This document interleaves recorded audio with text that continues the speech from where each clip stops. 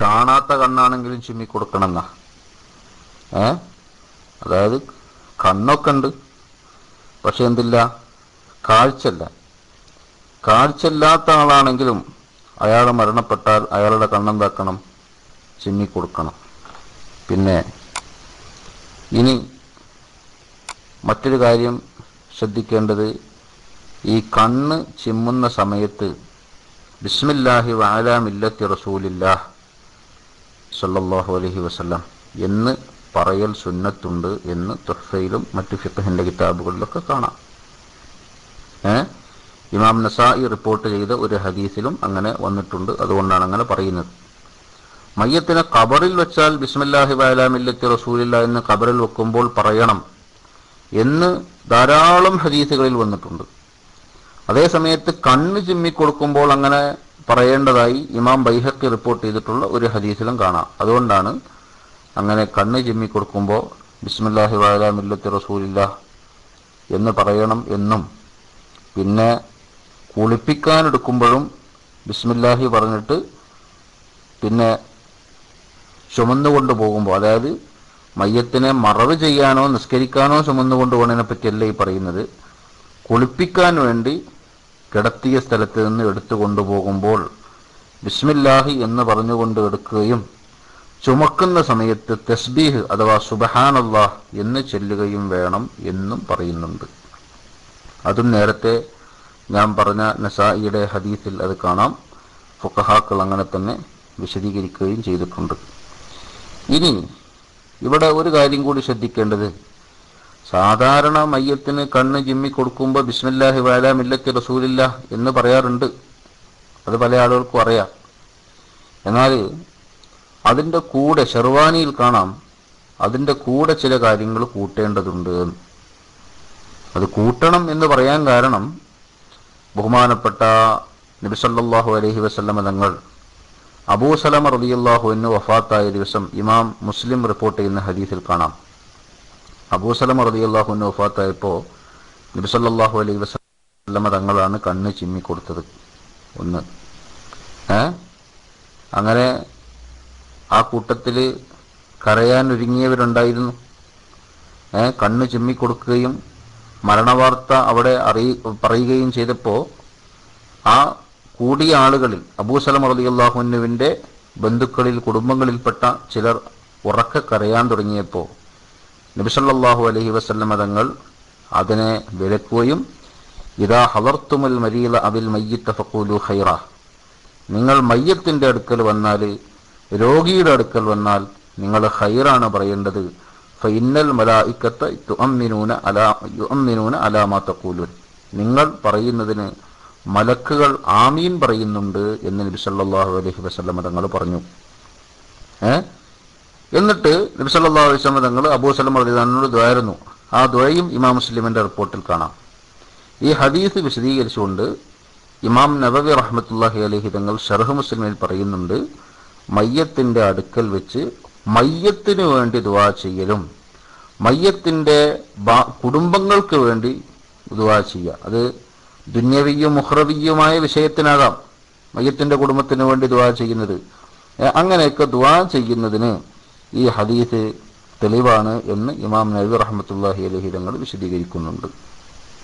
ഏതാവട്ടെ, ആ ദുആ ഇമാം മുസ്ലിമിന്റെ റിപ്പോർട്ടിൽ ഉദ്ധരിച്ചു വന്ന ആ ദുആഇന്റെ വാചകം ഇങ്ങനെയാണ്: അല്ലാഹുമ്മ ഗഫിർ ലി അബീ സലമത വറഫഅ ദറജതഹു ഫിൽ മഹ്ദിയീൻ വഖ്ലുഫ്ഹു ഫി അഖ്ബിഹി ഫിൽ ഗാബിരീൻ വഗ്ഫിർ ലനാ വലഹു യാ റബ്ബൽ ആലമീൻ.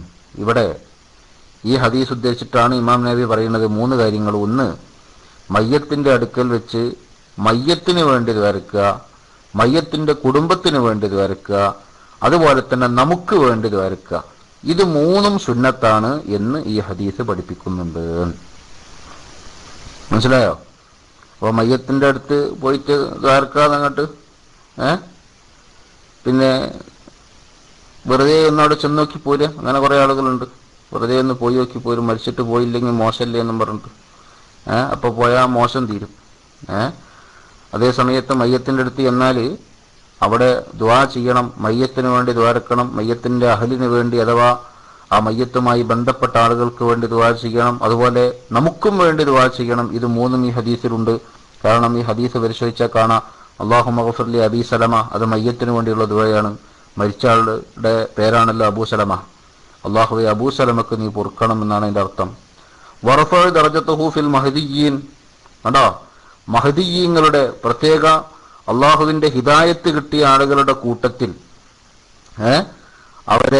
അവരുടെ ദറജ നീ ഉയർത്തി കൊടുക്കണം എന്ന് പറയുന്നുണ്ട്.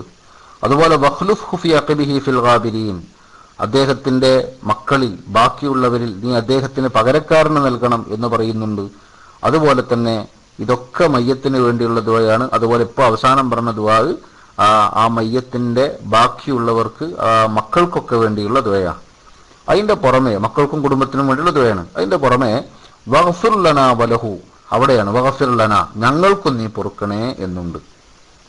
വലഹു, മയ്യത്തിനും പൊറുക്കണം യാ റബ്ബൽ ആലമീൻ. ഇത് വെച്ചിട്ടാണ് ഇമാം നബി റഹ്മത്തുള്ളാഹി അലൈഹി തങ്ങൾ പറയുന്നത്, മയ്യത്തിന്റെ അടുക്കൽ വെച്ചുള്ള ദുആയിൽ മയ്യത്തിനും ദ്വാരക്കണം, അതുപോലെ തന്നെ നമുക്കും ദുആ ചെയ്യണം, മയ്യത്തുമായി ബന്ധപ്പെട്ട ആളുകൾക്കും ദുആ ചെയ്യണം. പിന്നെ നബി സല്ലല്ലാഹു അലൈഹി വസല്ലം തങ്ങളുടെ കൂടെ പറഞ്ഞു, വഫ്സഹു ലഹു ഫീ ഖബരിഹി, അദ്ദേഹത്തിന്റെ ഖബറിൽ നീ വിശാലത നൽകണം, വനദ്ദിർ ലഹു ഫീഹി, ഖബറിൽ വെളിച്ചം നൽകുകയും വേണം എന്ന് ബഹുമാനപ്പെട്ട അബൂ സലമത്ത് റളിയല്ലാഹു അൻഹു വഫാത്തായ സമയം കണ്ണ് ചിമ്മിക്കൊടുക്കുന്ന നേരം നബി സല്ലല്ലാഹു അലൈഹി വസല്ലം തങ്ങൾ ദുആ ചെയ്തിരുന്നു എന്ന് സ്വഹീഹായ ഹദീസിലുണ്ട്.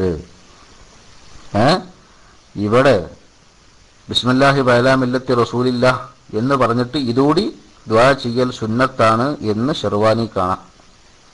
എന്താ ഫയഖൂലു ദാലിക ഇഖ്തിദാഅൻ ബിഹി അലൈഹി സ്വലാത്തു വസ്സലാം, നബി സല്ലല്ലാഹു അലൈഹി വസല്ലമയെ അനുകരണം ചെയ്ത് മയ്യത്തിന്റെ കണ്ണ് ചിമ്മിക്കൊടുക്കുമ്പോൾ ബിസ്മില്ലാഹി വഅലാ മില്ലത്തി റസൂലില്ലാഹ് എന്നതിന്റെ പുറമെ ഈ നിലക്കുള്ള ഒരു ദുആ ആ മയ്യത്തിന് വേണ്ടി ചെയ്തു കൊടുക്കൽ സുന്നത്താണ്.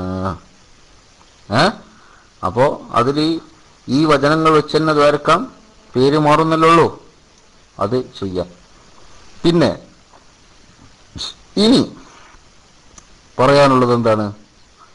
കണ്ണ് ചിമ്മി കൊടുക്കാൻ പറഞ്ഞു അല്ലേ?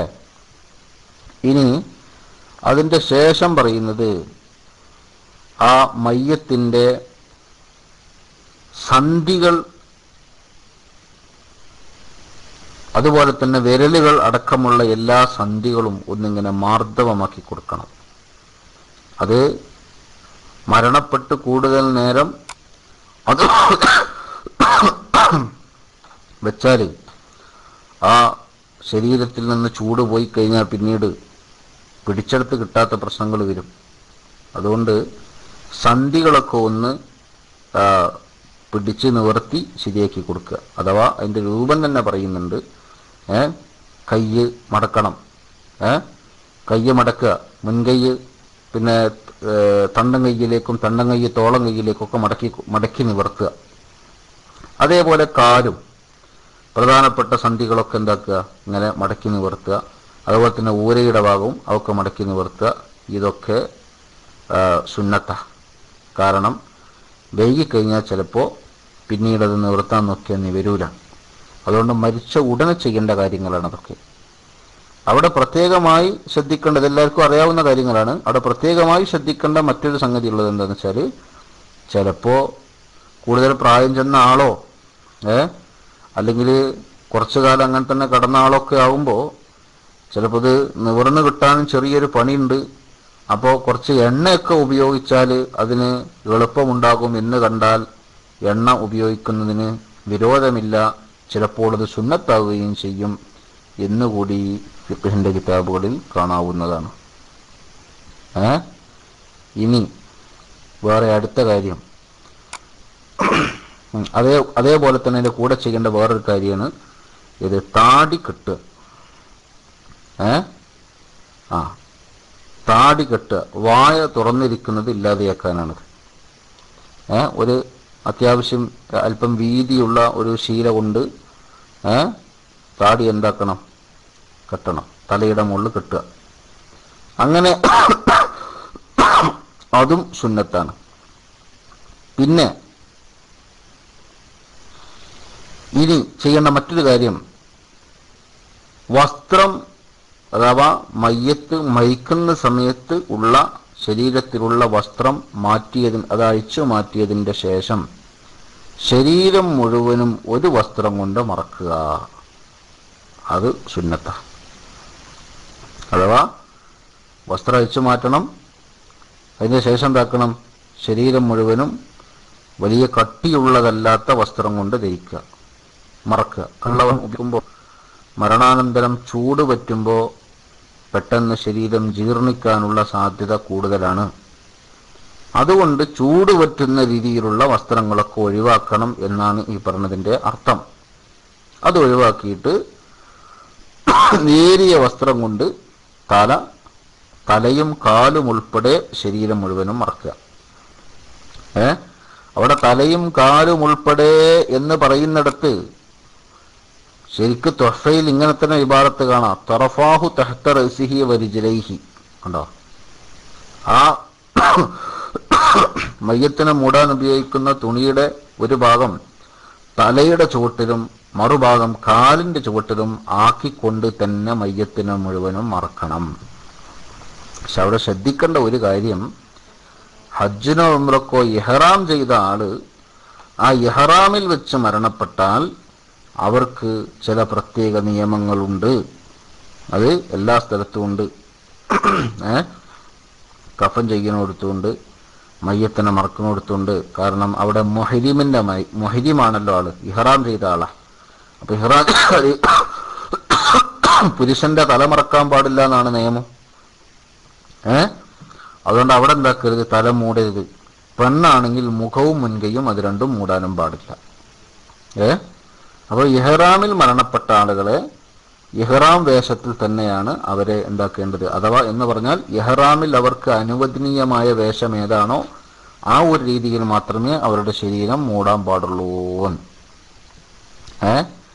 പിന്നെ പറഞ്ഞു വളഉൻ അലാ ബത്നിഹി ഷൈഉൻ സഖീലുൻ, മയ്യത്തിന്റെ വയറിന്റെ മേല് ഭാരമുള്ള വല്ലതും വെക്കണം, ഭാരമുള്ള വല്ലതും വെക്കണം. അവിടെ വയറ് വീർക്കാതിരിക്കാൻ വേണ്ടി അല്പം ഭാരമുള്ള വല്ലതും വയറിന്റെ മേലെ വെക്കുക. അത് ഈ ഇട്ട തുണിയുടെ മേലെ വെക്കലാണ് നല്ലത്. പിന്നെ അതേ സമയത്ത് ഇവിടെ ശ്രദ്ധിക്കേണ്ട ഒരു കാര്യം എന്താണെന്ന് വെച്ചാൽ, ഭാരമുള്ള സാധനം എന്ന് പറഞ്ഞാൽ അത് ഈ വയറ് വീർക്കാതിരിക്കാനെന്ന് പറഞ്ഞല്ലോ. ഈ വയറ് വീർക്കാതിരിക്കാൻ വേണ്ടി വെക്കുമ്പോൾ ഓവർ ഭാരമൊന്നും പാടില്ല, വെയിറ്റ് കൂടാൻ പാടില്ല. അതെങ്ങനെ തീരുമാനിക്കല്? അതിൻ്റെ കണക്കെത്ര? ഹയാത്ത് കാലത്ത്, ജീവനുള്ള കാലത്ത് ഒരാളുടെ വയറിൻ്റെ മേലിൽ ഒരു വസ്തു കയറ്റി വെച്ചാൽ അതിൻ്റെ ഭാരം അയാൾക്ക് ബുദ്ധിമുട്ടുണ്ടാക്കുന്ന അവസ്ഥയുണ്ടാവും, അത്ര ഇല്ലാത്തതും ഉണ്ടാവും. അപ്പം ഈ ബുദ്ധിമുട്ടുണ്ടാക്കുന്ന രീതിയിലുള്ള ഭാരം, ഹയാത്ത് കാലത്താണെങ്കിൽ ബുദ്ധിമുട്ടുണ്ടാക്കുന്ന രീതിയിലുള്ള ഭാരം മയ്യത്തിൻ്റെ വയറ്റത്തും വെക്കാൻ പാടില്ല. അല്ലാത്തത് ഇരുമ്പോ അങ്ങനെ എന്തെങ്കിലുമൊക്കെ ചെറിയ കനമുള്ളത് എന്താക്കണം, വെക്കുകയും വേണം എന്നാണ് പറഞ്ഞിട്ടുള്ളത്.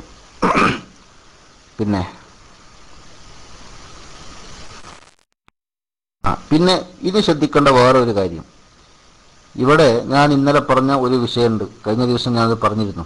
അഥവാ മയ്യത്തിൻ്റെ വയറിൻ്റെ മേലിൽ ഭാരം വെക്കണം എന്ന് പറയുമ്പോൾ തന്നെ മയ്യത്തിനെ എങ്ങനെയാണ് കടത്തേണ്ടതെന്ന് ഏകദേശം അതിന് തീരുമാനമാവും. കാരണം ആദ്യത്തെ ദിവസം ഞാൻ പറഞ്ഞിരുന്നു, മരണാസന്നനായ വ്യക്തിയെയും മയ്യത്തിനെയും ഒരേ രീതിയിലാണ് കടത്തേണ്ടത്. ഏതാണ് ആ രീതി കിടക്കേണ്ടത്? അത് തന്നെയാണ് അതിൻ്റെ രീതി. ഒരു ഹയാത്തുള്ള ആളെ എങ്ങനെയാണ് കിടക്കേണ്ടത് അത് തന്നെയാണ് മരണാസന്നനായ ആളെയും മയ്യത്തിനെയും കടത്തുന്ന രീതി. അങ്ങനെ വരുമ്പോൾ നമുക്കെല്ലാവർക്കും ഒരേ കിബിലക്ക് മുന്നിട്ടാണ് കിടക്കേണ്ടത്. ഇത് തർക്കമൊന്നുമില്ല.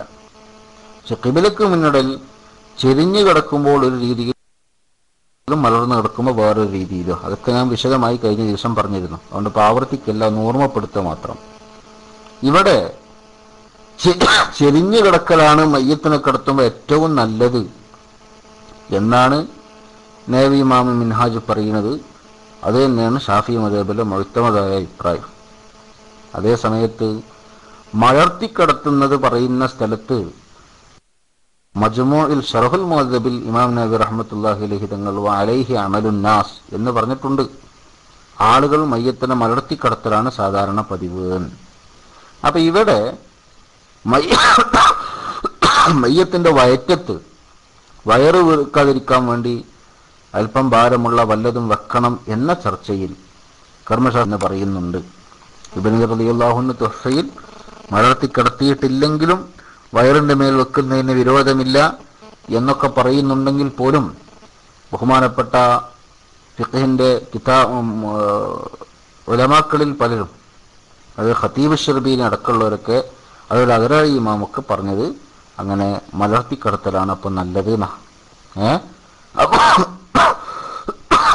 ഏതായാലും ശരി, നമ്മുടെ നാട്ടിലൊക്കെ മലർത്തിയാണ് കിടത്തൽ. അപ്പോൾ ഈ ഭാരം വെക്കാൻ പ്രയാസം ഉണ്ടാകലില്ല. അപ്പം എങ്ങനെയാണ് കിബില ഒക്കെ ഞാൻ കഴിഞ്ഞ ദിവസം പറഞ്ഞിരുന്നു. മലർത്തി കിടക്കുമ്പോൾ കിബിലയിലേക്ക് മുന്നോട്ട് ഉള്ളംകാലാണ്. അവ പടിഞ്ഞാറ് ഭാഗത്തേക്കാണ് കാല് വെക്കേണ്ടത്. കിഴക്ക് ഭാഗത്തേക്ക് തല വെക്കണം. നേരെ പടിഞ്ഞാറല്ല, പടിഞ്ഞാറിൽ നിൽപ്പം വടക്കോട്ട് എത്തിയിട്ടാണ് കിബില. ആ തല അല്പം ഉയർത്തി വെക്കണം, അപ്പോഴേ കിബില കിട്ടുള്ളൂ. കാരണം മലർന്നു കിടക്കുന്നവന്റെ കിബില, ഇസ്തിഖ്ബാലുൽ കിബില, കിബിലയിലേക്ക് മുന്നിടുക എന്ന് പറയുന്നത് ഉള്ളംകാല് കൊണ്ടും മുഖം കൊണ്ടുമാണ്. അപ്പൊ തല അല്പം ഉയർത്തി വെച്ചെങ്കിലേ മുഖം കൊണ്ട് കിബിലയിലേക്ക് തിരിയാൻ പറ്റൂ. അതുകൊണ്ട് മുഖം ഉയർത്തി വെക്കണം എന്നും പറഞ്ഞിട്ടുണ്ട്. ഇനി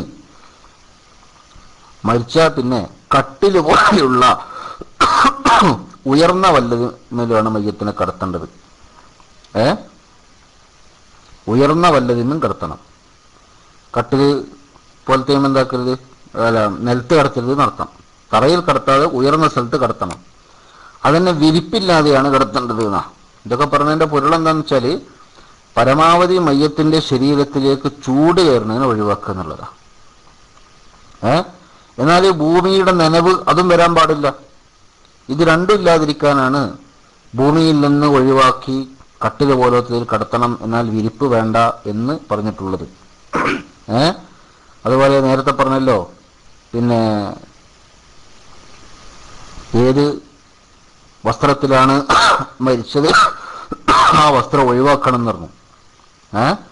ആ വസ്ത്രം ഒഴിവാക്കണം എന്ന് പറഞ്ഞു. അതും പറയാനുള്ള കാരണം എന്താ? ആ സാധാരണ ഒരു വസ്ത്രത്തിൽ മയ്യത്തിനെ കിടത്തിയാൽ ചൂട് തട്ടാനും ശരീരം ജീർണിക്കാനും സാധ്യതയുണ്ട്. അതുകൊണ്ട് എന്ത് ചെയ്യാൻ പാടില്ല, അങ്ങനെ ചൂടാകുന്ന രീതിയിൽ അങ്ങനെ കട്ടിയുള്ള വസ്ത്രങ്ങളൊന്നും ഉപയോഗിക്കാൻ പാടില്ല. അപ്പോൾ ആ വസ്ത്രമൊക്കെ മാറ്റി വെക്കണം. അതേപോലെ തന്നെ മരിച്ച ആള് ഷഹീദാണെങ്കിൽ ഷഹീദിനെ മറവ് ചെയ്യലും ആ മരിച്ച അതേ ഡ്രസ്സിലാണെന്നാ, വേറെ ഡ്രസ്സിൽ കഫൻ ചെയ്യൂലല്ലോ.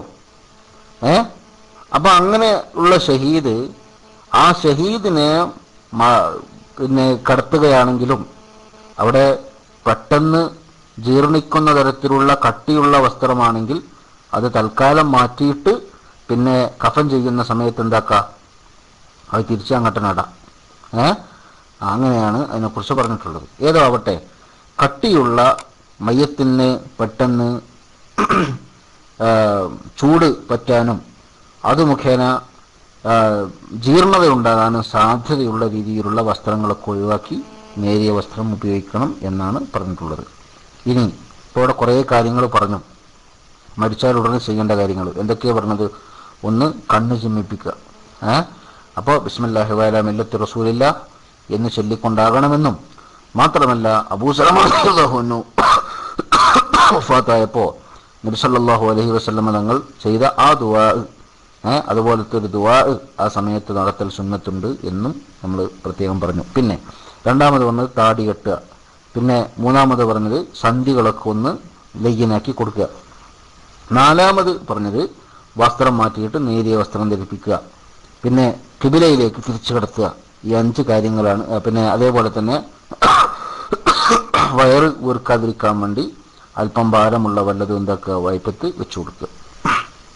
ഈ 5 കാര്യങ്ങളാണ് ഇപ്പൊ പറഞ്ഞത് അല്ലേ. ഇനി 6ാമത്തെ ആർക്ക് ഓർമ്മ? ഈ കാര്യങ്ങളൊക്കെ ആരാണ് ചെയ്യേണ്ടത് എന്നാണ് അടുത്ത ചർച്ച. ഈ കാര്യങ്ങളൊക്കെ ആരാണ് ചെയ്യേണ്ടത് ഉണ്ടോ? ഈ കാര്യങ്ങളൊക്കെ ചെയ്യേണ്ടത്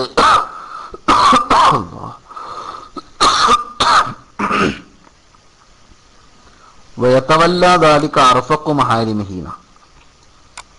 ഈ കാര്യങ്ങളൊക്കെ ചെയ്യേണ്ടത് മയ്യത്തിൻ്റെ കുടുംബത്തിൽ നിന്ന് ഏറ്റവും റിഫ്ക്കുള്ള ആളാണ്.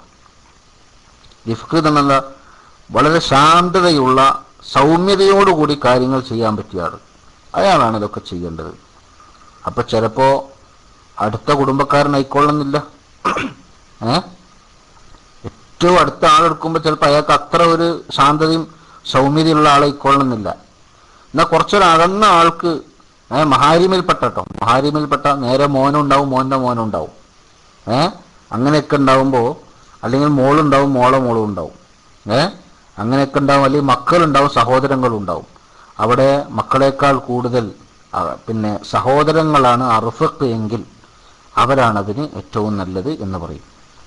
അതോടൊപ്പം തന്നെ അവിടെ ഏറ്റവും നല്ലത് ആണുങ്ങൾക്ക് ആണുങ്ങൾ ചെയ്യലും പെണ്ണുങ്ങൾക്ക് പെണ്ണുങ്ങൾ ചെയ്യലുമാണ്. പിന്നെ ഭാര്യയ്ക്ക് ഭർത്താവും ഭർത്താവിന് ഭാര്യ അങ്ങനെയും ചെയ്യാം, അതും നല്ലത് തന്നെ. ഏതായാലും ഈ കാര്യങ്ങളൊക്കെ ചെയ്യാം. അപ്പോൾ അവിടെ നമ്മൾ നേരത്തെ പറഞ്ഞ ഒരു വിഷയമുണ്ട്. അതായത് മരണാസന്നനായ വ്യക്തിക്ക് ചില കാര്യങ്ങളൊക്കെ ചെയ്തു കൊടുക്കേണ്ടതുണ്ട്. അതിലേറ്റവും പ്രധാനപ്പെട്ട ഒരു സംഗതിയാണ് മരണാസന്നന് ലാ ഇലാഹ ഇല്ലല്ലാഹ് എന്ന ദിക്ർ ചൊല്ലിക്കൊടുക്കുക.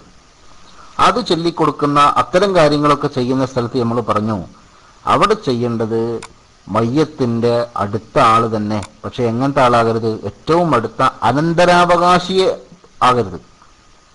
ഏറ്റവും അടുത്തെന്ന് പറഞ്ഞാൽ മയ്യത്ത് അയാൾ മരണപ്പെട്ടാൽ അയാളുടെ മുതൽ അനന്തരമായി ലഭിക്കുന്ന ആളുകളാകരുത് എന്ത് ഇത് ചൊല്ലിക്കൊടുക്കേണ്ടത്. ഇവിടെ അങ്ങനത്തെ കണക്കൊന്നുമില്ല. കാരണം അത് മരണത്തിൻ്റെ മുമ്പാ. മരിക്കുന്നതിൻ്റെ മുമ്പ് മരിക്കാൻ കിടക്കുന്ന ആളെ അടുത്ത് ഇങ്ങനെ ഇരുന്നിട്ട് അത്തരം കാര്യങ്ങളൊക്കെ ഒരു അടുത്ത ആൾ അഥവാ അനന്തരം കിട്ടാൻ വേണ്ടി സാധ്യതയുള്ള ആൾ ചെയ്യുമ്പോൾ ഇയാൾ ചിലപ്പോൾ ചില തെറ്റിദ്ധാരണകളൊക്കെ ഉണ്ടാകാൻ സാധ്യതയുണ്ട്. അതുകൊണ്ടാണ് അവിടെ അത് ഒഴിവാക്കണം എന്ന് പറഞ്ഞിട്ടുള്ളത്. ഇവിടെ ഇത്തരം കാര്യങ്ങളൊക്കെ ചെയ്യുമ്പോൾ അവിടെ ആ നോട്ടല്ല. പിന്നെ എത്രയേ ഉള്ളൂ, അർഫക്ക് സൗമ്യമായി ഇത്തരം വിഷയങ്ങളൊക്കെ ചെയ്യാൻ പറ്റിയത് ആരാണോ അവരാണ് ഇതൊക്കെ ചെയ്യേണ്ടത് എന്നാണ്. പിന്നെ പറയുന്നത് അടുത്ത സുന്നത്താണ് പറയുന്നത്. മരണം ഉറപ്പായി കഴിഞ്ഞാൽ പെട്ടെന്ന് കുളിപ്പിക്കണം എന്നാണ്. വേഗം കുളിപ്പിക്കണം, കുറേ സമയം താമസിപ്പിക്കരുത്. ഇവിടെ വേഗം കുളിപ്പിക്കണം എന്ന് പറഞ്ഞിട്ടുള്ളത് കുറേ സമയം വെച്ചാൽ മയ്യത്തിൻ്റെ ശരീരത്തിന് ജീർണത വരും എന്ന് പേടിക്കാത്ത സാഹചര്യത്തിലാണ്. അങ്ങനെ ജീർണത വരുമെന്ന് തോന്നുന്ന സാഹചര്യത്തിൽ വേഗത്തിൽ കുളിപ്പിക്കൽ സുന്നത്തല്ല, നേരെ മറിച്ച് വാജിബ. പെട്ടെന്ന് കുളിപ്പിച്ചോളണം. ഇവിടെ സാധാരണഗതിയിൽ തന്നെ ഒരാൾ മരിച്ചാൽ അയാൾക്ക് ചെയ്യേണ്ട കാര്യങ്ങളൊക്കെ കുളിപ്പിക്കലും കഫൻ ചെയ്യലും നിസ്കരിക്കലും മറവ് ചെയ്യലും അതൊക്കെ വളരെ പെട്ടെന്ന് ചെയ്തോളണം എന്നാണ്. കൂടുതൽ താമസിപ്പിക്കരുത്. കാരണം ഇമാം അബൂ ദാവൂദ് റളിയല്ലാഹു അൻഹു റിപ്പോർട്ട് ചെയ്ത ഹദീസ് കാണാം, ലാ യംബഗി ലിജീഫത്തി മുഅ്മിനിൻ അൻ തുഹ്ബസ ബൈന ദഹ്റാനി അഹ്ലിഹി. ഉണ്ടോ? മനസ്സിലായില്ലേ എന്താ പറഞ്ഞത്? ലാ യംബഗി ലിജീഫത്തി മുഅ്മിനിൻ, ഒരു മുഅ്മിനിന്റെ ശരീരത്തിന് പറ്റുകയില്ല അൻ തുഹ്ബസ ബൈന ദഹ്റാനിഹി, അയാളുടെ ആളുകൾക്കിടയിൽ അതിനെ തടഞ്ഞു വെക്കാൻ പറ്റൂല എന്നാ.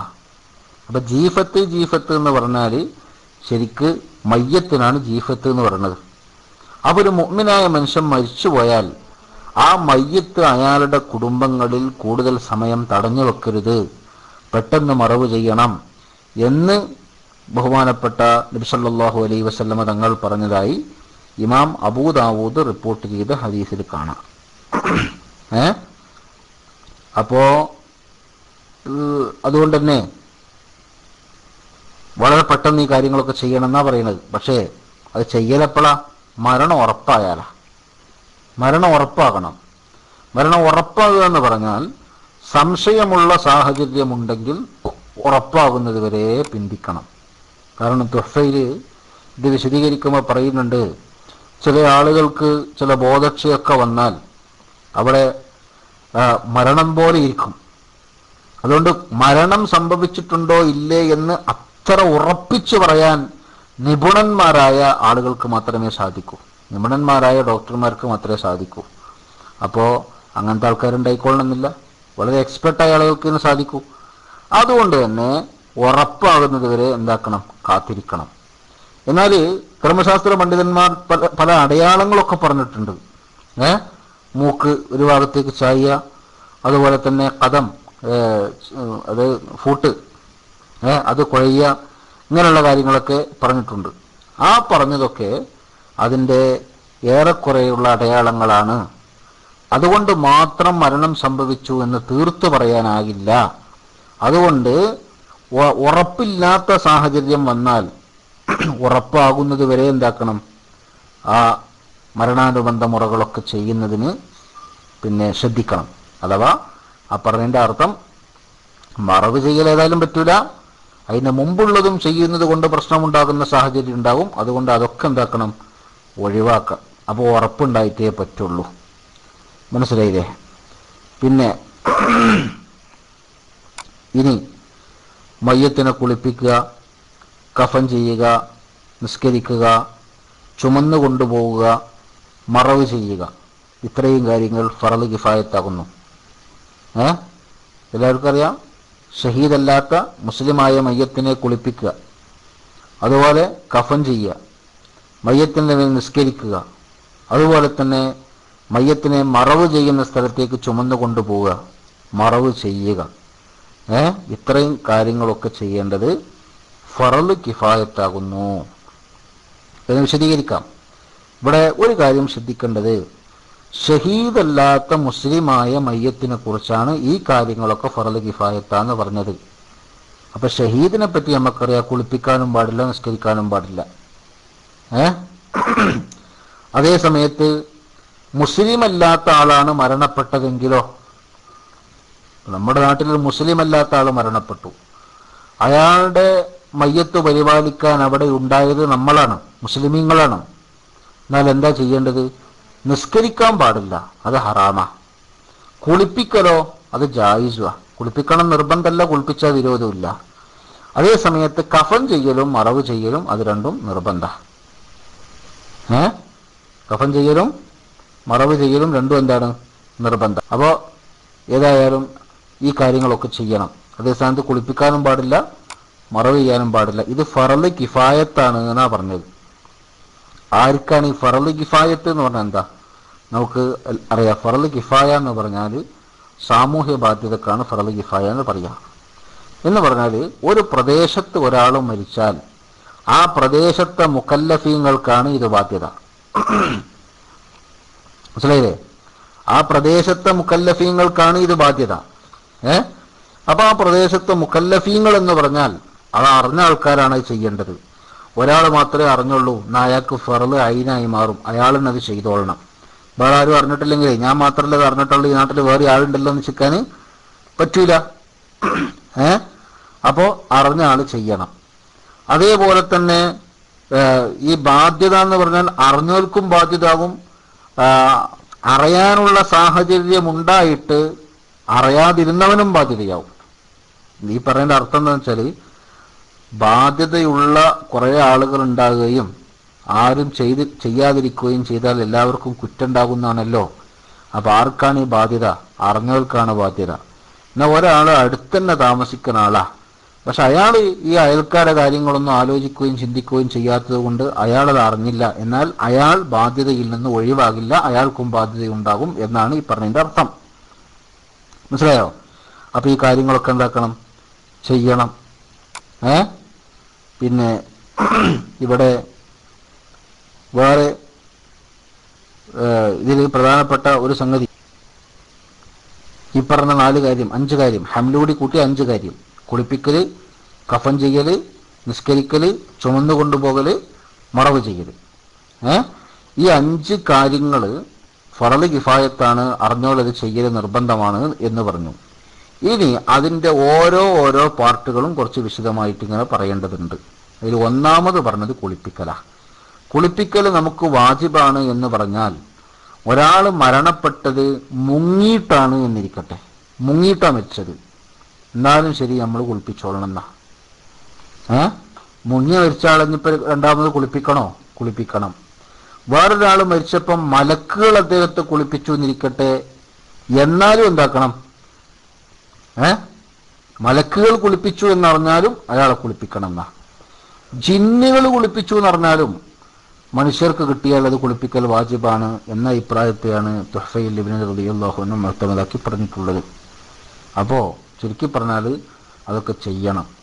പിന്നെ അവിടെ ശ്രദ്ധിക്കേണ്ട, കുളിപ്പിക്കുമ്പോൾ ശ്രദ്ധിക്കേണ്ട കാര്യങ്ങൾ എന്തൊക്കെയാണ്? പലർക്കും ഇപ്പോഴൊരു പരാതിയാണ്, എന്ത്, മയ്യത്ത് കുളിപ്പിക്കാൻ അറിയില്ല അല്ലേ? മയ്യത്ത് കുളിപ്പിക്കാൻ അറിയൂല എന്ന് പറഞ്ഞ ആളുകളുണ്ട്. അതിന് മയ്യത്ത് കുളിപ്പിക്കാൻ അറിയാനില്ല, കുളിക്കാൻ അറിയുമെങ്കിൽ മയ്യത്ത് കുളിപ്പിക്കാനും അറിയും. കുളിക്കാൻ അറിയോ? കുളിക്കാൻ അറിയുമെങ്കിൽ മയ്യത്ത് കുളിപ്പിക്കാനും അറിയും. ഇവിടെ നമ്മുടെ നാട്ടിൽ മരണവുമായി ബന്ധപ്പെട്ട് നടക്കുന്ന പല സംഗതികളിലും പല അനുബന്ധ കാര്യങ്ങളിലും ആളുകളുടെ അറിവ് ഇല്ലാതെ പോകുന്നത്, അല്ലെങ്കിൽ ആളുകൾക്ക് ശ്രദ്ധയില്ലാതെ പോകുന്നത് സത്യത്തിൽ അതിനെക്കുറിച്ച് ചിന്തിക്കാത്തതുകൊണ്ടാ. ഞാൻ നേരത്തെ പറഞ്ഞ ഒരു കാര്യമുണ്ട്. ഇവിടെ ഒറ്റ കാര്യം നമ്മൾ ശ്രദ്ധിക്കണുള്ളൂ. മയ്യത്ത് പരിപാലനവുമായി ബന്ധപ്പെട്ട ഏത് വിഷയങ്ങൾ കേൾക്കുമ്പോഴും നമ്മൾ വളരെ അടിവരയിട്ട് ആമുഖമായി മനസ്സിലാക്കേണ്ട ഒരു കാര്യമുണ്ട്. അതെന്താണെന്നറിയോ? ഈ മയ്യത്തിന് കാര്യങ്ങൾ ചെയ്തു കൊടുക്കുക എന്ന് പറഞ്ഞാൽ അത് പ്രത്യേകം അറിയാനൊന്നും കൂടുതലില്ല. കാരണം ജീവിതകാലത്ത് എന്താണോ നമ്മളൊക്കെ ചെയ്യുന്നത് ഏകദേശം അത് തന്നെയാണ് മരണശേഷവും ചെയ്യേണ്ടത്. ചിലപ്പോൾ അതിൻ്റെ രൂപത്തിലൊക്കെ ചെറിയ മാറ്റം ഉണ്ടാവും, അത്രയേ ഉള്ളൂ. അതായത് ഒന്നാമത്തെ കാര്യം മയ്യത്തിനെ കുളിപ്പിക്കുക. കുളിപ്പിക്കാൻ അറിയില്ല എന്ന് പറഞ്ഞാൽ കുളിക്കാൻ അറിയണവർക്ക് കുളിപ്പിക്കാനും അറിയും. എങ്ങനെയാണോ കുളിക്കേണ്ടത് അതേപോലെ തന്നെയാണ് കുളിപ്പിക്കേണ്ടത്, അല്ലേ? നമുക്ക് ഹയാത്തുള്ള ഒരാളെ കുളിപ്പിക്കാൻ അറിയോ? നാം മയ്യത്തിനെയും കുളിപ്പിക്കാം. നമുക്ക് സ്വന്തം കുളിക്കാൻ അറിയോ? നാം മയ്യത്തിനെയും കുളിപ്പിക്കാം. എന്താ ഇപ്പൊ പറഞ്ഞതിന്റെ അർത്ഥം? ജനാപത്തുകാരനായ ഒരാൾ നിർബന്ധമായ കുളി കുളിക്കുക. ജനാപത്ത് കൊണ്ട് കുളി നിർബന്ധ, മരിച്ചാലും കുളി നിർബന്ധ, അല്ലേ? രണ്ടിലും കുളി നിർബന്ധ. ഈ രണ്ട് കുളി നിർബന്ധമായ ആളുകൾ എങ്ങനെയാണ് കുളിക്കേണ്ടത്? കുളിക്കേണ്ടത് ജനാപത്ത് കൊണ്ട് കുളി നിർബന്ധമായ ഒരാൾ അയാളുടെ നിർബന്ധം വീടാൻ ഒറ്റ കാര്യം ചെയ്താൽ മതി. മിനിമമാണ് ഞാൻ പറയുന്നത്. മിനിമം ഒറ്റ കാര്യം ചെയ്താൽ മതി. എന്താണത്? നിയ്യത്ത് വെച്ചുകൊണ്ട് അയാളുടെ ശരീരം മുഴുവനും വെള്ളം നനയ്ക്കുക, അല്ലേ? ശരീരം മുഴുവനും എന്ന് പറയുമ്പോൾ വായയുടെ ഉള്ളു നനക്കൽ നിർബന്ധമില്ല. അത് ശരീരത്തിന്റെ ലാഹിറിൽപ്പെട്ടതല്ല, അത് സുന്നത്തേ ഉള്ളൂ. നാളൊരാൾ സംശയം ചോദിച്ചു, ഈ പല്ലിന് കവറിട്ട ആളുകളുണ്ടാവും, അല്ലേ? ഈ പല്ലിനെ മറ്റേ റൂട്ട് കനാലൊക്കെ ചെയ്തിട്ട് പല്ലിന് കവറിട്ട ആളുകളുണ്ടാവും. പല്ലിന് കവറിട്ട് കഴിഞ്ഞാൽ കുളിക്കണ നേരത്തെ അവിടെ നനയോ? അത് പ്രശ്നമില്ലേന്ന് ചോദിക്കുന്നവരുണ്ട്. പിന്നെ ചിലവരിനെ ചിന്തിച്ചിട്ടല്ല, കവറിട്ടിട്ട് കുറെ കാലമായിട്ടുണ്ടാവും. അത് വേറെ കാര്യം. എന്നാൽ അങ്ങനെയൊക്കെ ചിന്തിക്കുന്നവരുണ്ട്. അപ്പോൾ ആ സംശയം ചോദിച്ചു. അപ്പം എന്താണ് അതിൻ്റെ മറുപടി? വായയുടെ ഉള്ള് കഴുകൽ ജനാപത്തുകാരന് അഥവാ കുളി നിർബന്ധമുള്ളവന് നിർബന്ധമല്ല, അത് സുന്നത്തേ ഉള്ളൂ. അതുകൊണ്ട് പല്ലിന് കവറിട്ട് വെച്ചിട്ട് എന്തില്ല, പ്രശ്നങ്ങളൊന്നും വരാൻ പോകുന്നില്ല. മയ്യത്തിനെ കുളിപ്പിക്കുമ്പോൾ അവനവൻ കുളിക്കുന്നത് പോലെയാണ് കുളിപ്പിക്കേണ്ടത് എന്നാണല്ലോ ഞാൻ പറഞ്ഞത്. അപ്പൊ അവനവൻ എങ്ങനെ കുളിക്കണം, അതിൻ്റെ ഒരു മിനിമം രീതി നമ്മൾ പരിശോധിച്ചാൽ അറിയാം. ശരീരത്തിന്റെ പുറംഭാഗം മുഴുവനും നനയണം. നിയ്യത്തുണ്ടാകണം, ശരീരത്തിന്റെ പുറംഭാഗം മുഴുവനും നനയണം. എന്നാ കുളിയായി. അത് നല്ല മഴ ചെയ്യണ സമയത്ത് നെയ്യത്തും വെച്ചിട്ടുണ്ട് ഇറങ്ങി നിന്നാൽ എന്തായി? അത് മതി. മനസ്സിലായോ? ഇനി മുങ്ങിയാലത് മതി, കോരി കുളിച്ചാലത് മതി, വേറെ ആള് വെള്ളം തേവി കൊടുത്തപ്പോൾ അവിടെ അങ്ങനെ നിന്നെടുത്ത് അത് മതി. ഇതുകൊണ്ടൊക്കെ കുളി വീടും. പക്ഷെ എത്രയേ ഉള്ളൂ, എല്ലാ ഭാഗവും നനയണം. അത് ശരീരത്തിന്റെ പുറം ഭാഗത്തുള്ള തൊലിയും മുടിയും എല്ലാം നനയണം.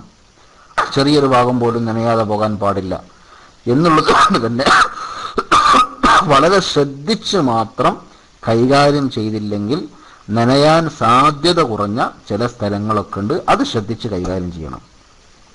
അത്രയേ ഉള്ളൂ. ചെവിയുടെ ഉള്ള്, കക്ഷം, പൊക്കിളിന്റെ ഭാഗം, അങ്ങനെ അങ്ങ് തുടങ്ങിയിട്ട് ചില പ്രധാനപ്പെട്ട സ്ഥലങ്ങളൊക്കെ വെള്ളം ശരിക്ക് ശ്രദ്ധിച്ച് എത്തിച്ചെങ്കിലേ അവിടെ എത്തുകയുള്ളൂ. അതൊക്കെ ശരീരത്തിന്റെ ലാഹിറായ ഭാഗങ്ങളാണ്. അതുകൊണ്ട് അവിടെയൊക്കെ നനക്കണം. ഇതാണ് ഒരാളുടെ കുളി. എന്നാൽ അതുപോലെ തന്നെയാണ് മയ്യത്തിനെ കുളിപ്പിക്കലും. ഏറ്റവും ചുരുങ്ങിയത് മയ്യത്തിനൊന്ന് എന്താക്കിയാൽ മതി. ഇതിനേക്കാളും ലളിത. കാരണം എന്താ വെച്ചാൽ ഇതിലിപ്പോ 2 റുക്കിനാണ് സാധാരണ കുളിക്കുള്ളത്. ഒന്ന് നിയ്യത്തും, മറ്റേത് ശരീരം മുഴുവനും വെള്ളം എത്തിക്കലും. എന്നാൽ മയ്യത്തിനെ കുളിപ്പിക്കുമ്പോൾ ഇതിൽ 1 റുക്കിന് മാത്രമേ ഉള്ളൂ. അതാ നിയ്യത്തില്ല. നിയ്യത്ത് നിർബന്ധമല്ല. മയ്യത്തിനെ കുളിപ്പിക്കുമ്പോൾ നിയ്യത്ത് എന്തില്ല? നിർബന്ധമല്ല. നിയ്യത്തൊക്കെ ഒരു സുന്നത്തേ ഉള്ളൂ. അപ്പൊ മയ്യത്തിന് ഫറളായ കുളി കുളിപ്പിക്കുന്നു എന്നോ അല്ലെങ്കിൽ മയ്യത്തിന്റെ മേൽ നിസ്കാരം ഹലാലാക്കുന്നു എന്നോ ഒക്കെ നിയ്യത്ത് വെക്കാം. മയ്യത്തിന്റെ നിസ്കാരം ഹലാലാക്കല്ല, മയ്യത്തിന്റെ മേൽ നിസ്കാരം ഹലാലാക്കുക. കാരണം ഇവിടെ ശ്രദ്ധിക്കേണ്ട ഒരു കാര്യം എന്താ വെച്ചാൽ, ജനാപത്തുകാരനായ വലിയ അശുദ്ധിയുള്ള ഒരാൾക്ക് നിസ്കരിക്കണമെങ്കിൽ അയാൾ കുളിക്കണം. അയാൾക്ക് നിസ്കാരം ഹലാലാകണമെങ്കിൽ കുളിക്കണം. എന്നാൽ മയ്യത്തിന് നിസ്കാരം എന്നൊന്നുമില്ലല്ലോ. മയ്യത്ത് നിസ്കരിക്കുക എന്നുള്ള, മയ്യത്തിന്റെ മേൽ നിസ്കരിക്കുക എന്നുള്ളതുണ്ട്. മയ്യത്തിന് വേണ്ടി നിസ്കരിക്കുക എന്നുള്ളത്. ആ മയ്യത്ത് നിസ്കാരം നമുക്ക് ഹലാലാകണമെങ്കിൽ, ഹയാത്തുള്ളവർക്ക് മയ്യത്ത് നിസ്കാരം ഹലാലാകണമെങ്കിൽ മയ്യത്തിന്റെ ശുദ്ധി അഥവാ മയ്യത്ത് കുളിപ്പിക്കൽ കഴിഞ്ഞിരിക്കണം. അപ്പൊ മയ്യത്ത് കുളിപ്പിക്കുക എന്ന് പറയുന്നത് എന്താണ്? മയ്യത്തിന്റെ മേല് നിസ്കാരത്തെ ഹലാലാക്കലാണ്. അതുകൊണ്ടാണല്ലോ ഒരാൾ മരണപ്പെട്ടു, എവിടെയെന്ന് അറിയില്ല. ഒരാൾ മരണപ്പെട്ടു, അയാൾ എവിടെയെന്ന് അറിയില്ല. അയാളുടെ ശരീരം നമുക്കാർക്കും കിട്ടിയില്ല. അതുകൊണ്ട് തന്നെ അയാളെ കുളിപ്പിക്കാൻ പറ്റിയില്ല. എന്നാ പിന്നെ അയാളുടെ മേൽ നിസ്കരിക്കാനും പറ്റില്ല എന്നാണ്. മനസ്സിലായില്ലേ? എന്നാ പിന്നെ അയാളുടെ മേൽ നിസ്കരിക്കാനും പറ്റില്ല എന്നാ. കുളിപ്പിക്കൽ നടന്നിട്ടില്ലേ എന്നാ നിസ്കാരവും നടക്കൂല. കേരളം MLP ഒന്ന് വെയിറ്റ് ചെയ്യുക. ഇൻഷാ അല്ലാഹ് ആദർശ ചർച്ച ഇത് കഴിഞ്ഞ ഉടനെ ഉണ്ടാവും കേട്ടോ. ഫിഖ് ക്ലാസ് കഴിഞ്ഞാൽ ഉടനെ ആദർശ ചർച്ച ഉണ്ടാവും ഇൻഷാ അല്ലാഹ്. അപ്പൊ എന്താ പറഞ്ഞത്? പിന്നെ ഈ കാര്യങ്ങളാണ് പിന്നെ സത്യത്തിൽ ശ്രദ്ധിക്കേണ്ടത്. ഒന്ന്, മയ്യത്തിനെ കുളിപ്പിക്കുക, നമ്മൾ കുളിക്കുക, രണ്ടും ഒരുപോലെ. ഒരർത്ഥത്തിൽ പറഞ്ഞാൽ നമ്മൾ കുളിക്കുന്നതിനേക്കാളും ലളിതമാണ് മയ്യത്തിനെ കുളിപ്പിക്കൽ. കാരണം നമ്മുടെ കുളിക്ക് 2 റുക്കിനുണ്ടെങ്കിൽ മയ്യത്തിന്റെ കുളിക്ക് 1 റുക്കിനേ ഉള്ളൂ. അതെന്താ? ശരീരം മുഴുവനും നനക്കല. നനക്കുക എന്ന് പറയുമ്പോൾ അവിടെ ശ്രദ്ധിക്കേണ്ട ചില കാര്യങ്ങളൊക്കെ ഉണ്ട്. അഥവാ ചില ഭാഗങ്ങളൊന്നും നനയാതെ പോകരുത്. ചില ഭാഗങ്ങളൊന്നും നനയാതെ പോകരുത്. അഥവാ ഇപ്പോൾ ഒരു സ്ത്രീ കുളിക്കുകയാണെങ്കിൽ അവിടെ ഒരു നിർബന്ധം പറഞ്ഞിട്ടുണ്ട്. അത് കന്യകയല്ലാത്ത ഒരു സ്ത്രീ ജനാപത്ത് കുളി, വലിയ അശുദ്ധിയുടെ കുളി കുളിക്കുകയാണെങ്കിൽ ഇരിക്കുന്ന സമയത്ത് ലൈംഗികാവയവത്തിൽ നിന്ന് വെളിവാകുന്ന ഭാഗങ്ങൾ പെട്ടതാണ്. അതുകൊണ്ട് ആ ഭാഗം കഴുകൽ നിർബന്ധമാണ് എന്ന് പറയും. ഇതിങ്ങനെ തന്നെ ഫിഖ്ഹിൽ പറയണത് എന്തുകൊണ്ടാ?